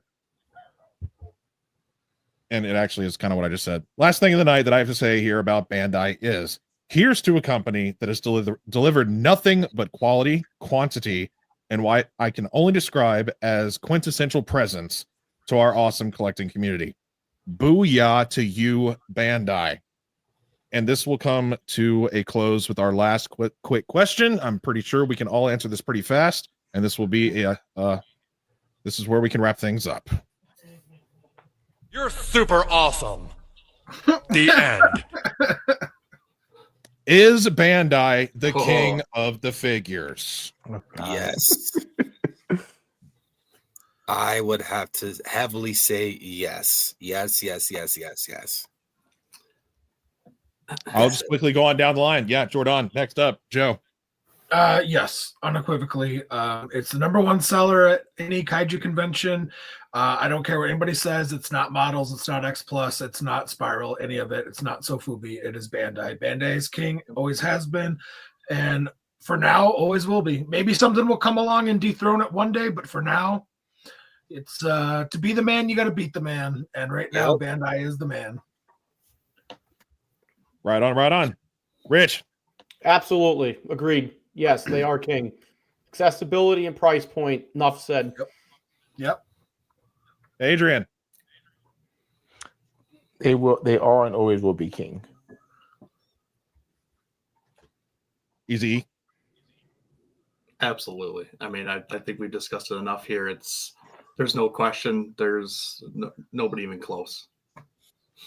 And that's why I put it last, because I thought we would all say pretty much the same thing. We could quickly summarize after all this talk that we've had over the past 2 hours. I mean, it just all the different properties. It's not just Godzilla. All the tokusatsu that they cover, even not being a big Ultraman or Gamera fan, all that stuff. But before we close out our show, we want to remind everybody once more about the giveaway, which is coming from our lovely bearded gentleman, Mr. Stope. And where are the I'm putting the picture up. So we got these cool items right here. All you got to do is type in hashtag Bandai Love. Make sure you spell it correctly in the chat, and then we will do the generator and give these suckers away to you. That dancing Godzilla, y'all, it's pretty cool, pretty dang cool. Could be figure of the year this year, so or next year. So you never know. Who knows? Yeah. Interesting. So give you all some just thank you everybody for joining in. It's been a lot of fun. And we're just, like I said, just kind of a thank you from us to you all. It's fun to interact with the chat, and just we love doing this. And I love doing giveaways. It's a lot of fun to see people, partake and just be appreciative of what they get. And I just love giving to people who are fans of stuff that, we are as a whole. So, and remember, subscribe to our YouTube and be on the lookout for more giveaways. We are going to be, this year going forward, it's going to be very giveaway heavy for us, just because, like I just stated, we love doing it and we want to do it more for you guys. So, remember to subscribe to our YouTube and all of our socials. We have a link tree in our description, so go check that out, and you can follow all of our socials there. But with that, I think everybody for the most part has entered. Joe, you got one more thing? There's a few people putting in hashtag Bandai. Yep. Could I get a quick plug in before we do the giveaway? Yeah. Is that okay? Yeah, we still got give people time to give them some time. Yeah. Thank you. Sorry. So for those of you who maybe watched our most recent box day, you guys know that I got a few autographs. Well, I didn't just go there to get an autograph. I actually went there to court our next interview, which it will happen with Ray Park. I haven't told anybody this, not even Eric. Surprise, motherfucker. he is very busy and he is traveling actually out of the country. So he did say yes. He actually emailed me back. I just wanted to make that little announcement. So I thought it would be a great time to make that announcement, considering they just re-released, I don't know, one of the Star Wars. Revenge of the Sith. Revenge of the Sith, episode 3. So yeah, I thought that was really exciting. So be on the lookout for that here at the MWA. Darth Maul. That's true. That's true. Toad as well. Toad from the first X-Men. Yep. He was also he was Toad. Yep. Hey, Rich, you still got that double-bladed lightsaber? Yes, it's downstairs. The Darth Maul one. Yeah. Well, I think we have waited long enough. We have gotten quite a few Bandai loves in the chat. Eric, So. give it away. All right, let's do this. Because it's 2 hours and 19 minutes into the stream. Oh, let me redo, because we had a whole bunch of. Let's redo the. Because it said only 4. I was like, no, that can't be. No, ain't no way. It was way more than 4 in the chat. Why is it only saying 4 in the chat? Make sure you guys spelled the hashtag correct. Unless we just have the same Yeah, people putting it over and over and over again. Bandai Island. Did I spell it right? Jeez. Living with dyslexia. I'm pretty sure I spelled it right. I mean, I don't. If you guys have already put it in the chat, re-put it in the chat. For some reason, it is not counting the previous entries. Maybe there's a time limit on this thing. I'm not really sure how the Maybe that's a good point. does it. But please put your entries back in, and you can be entered into the Bandai giveaway. So then we make sure everybody has that opportunity. There we go. To be available. There we go. Yeah, there we go. Now we're increasing. There we go. Keep it going. There we go. That's better. Keep it going. While we're 'Cause waiting for everybody, Yeah, go ahead. well, I was just going to say, while we're waiting for everybody to put in hashtag Bandai Love, our next monthly discussion is actually going to be May 18th. We're going to talk about Power Rangers, the movie, the 30th anniversary. Power Rangers. Which is kind of cool and kind of topical. If for those of you that saw the Hollywood Demons documentary, and they actually touched on several actors that were in that movie, specifically Jason David Frank. So yeah, it'll be kind of nice to revisit a childhood gem of ours. Absolutely. Right on. While we're giving people a few more seconds, Rich, do you have any way that you'd like to plug yourself and socials and whatnot, since you are a special guest today? Absolutely.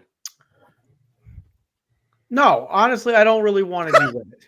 I want to thank you guys for having me on. Adrian, Eric, Joe, Jordan, Sam, of course. Honestly, I've been consistently watching you guys for, I think, the past 2 months.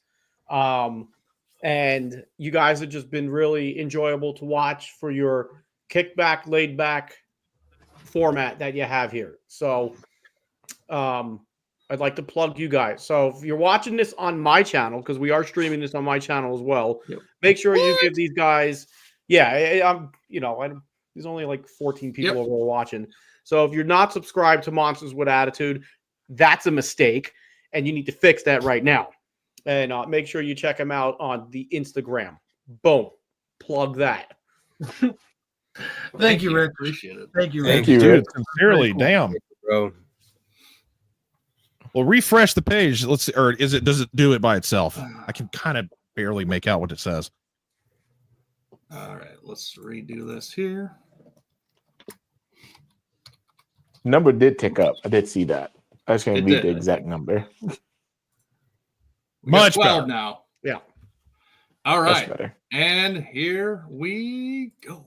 And away we go. And Oh, we should use the drum roll. Gosh dang it. Hey, Hey! John John McCoy. McCoy. Congrats. John McCoy. Congrats. There Please, you go. John, send us an email to monsterswithattitude90@gmail.com with your information, and I will get that out to you ASAP. Congratulations, and thank you for participating and being a member of our channel. Indeed. Well, I think that is all she wrote as far as Bandai is concerned. We are hovering around the 2.5 hour mark. It's probably because of all the stuttering, but that's it. Could have been we could have sped run a little bit faster through this if we didn't flub up some words. But I want to thank all y'all for being here and giving me your opinions and saying what you had to say and letting me host this. Bandai's meant a lot to me. It's where I got my start, and I still love to collect the stuff when I can afford it. And it was awesome to be able to communicate with all y'all. And Rich, so glad that you were able to pop in and be a special guest. It's so funny that was in the back of my mind, and then it lined up as well. Been a busy day, but fun. So this is a great way to top it off. So thank you very much, guys. Yeah, thanks for being a trooper. I know this is your third stream today, so dude. Yeah, I did a video too. So Jan, you did a video. Okay. Marathon, man. Productive. Got to stay productive. Yep. Well, sweet. As we've all stated, check out our link tree, and you can see all of our socials in that. We don't have the blue site yet, but you can. We're starting to create an Only Sam's account. It'll happen at some point. Only Sam's. It will. We got requests already, so don't worry. Oh yeah, we got a couple in the beginning of the stream that definitely want it. So check out our link tree, so I don't have to say every single one of our socials, and join all the stuff. Subscribe, follow, like, whatever else that is positive towards us. And thank you, everyone. And as per always, what do we like to say here? Of course, everybody embrace. Oh yeah, sorry. The Captain Gordon's Don't Be a Host, share the show. That's Joe's schmo, but I kind of didn't know. So now you know, you hoe. I guess I am the hoe. So share the show. Don't be a hoe. All the stuff. Don't you know? And now, of course, don't forget to embrace the attitude. Have a good night, folks.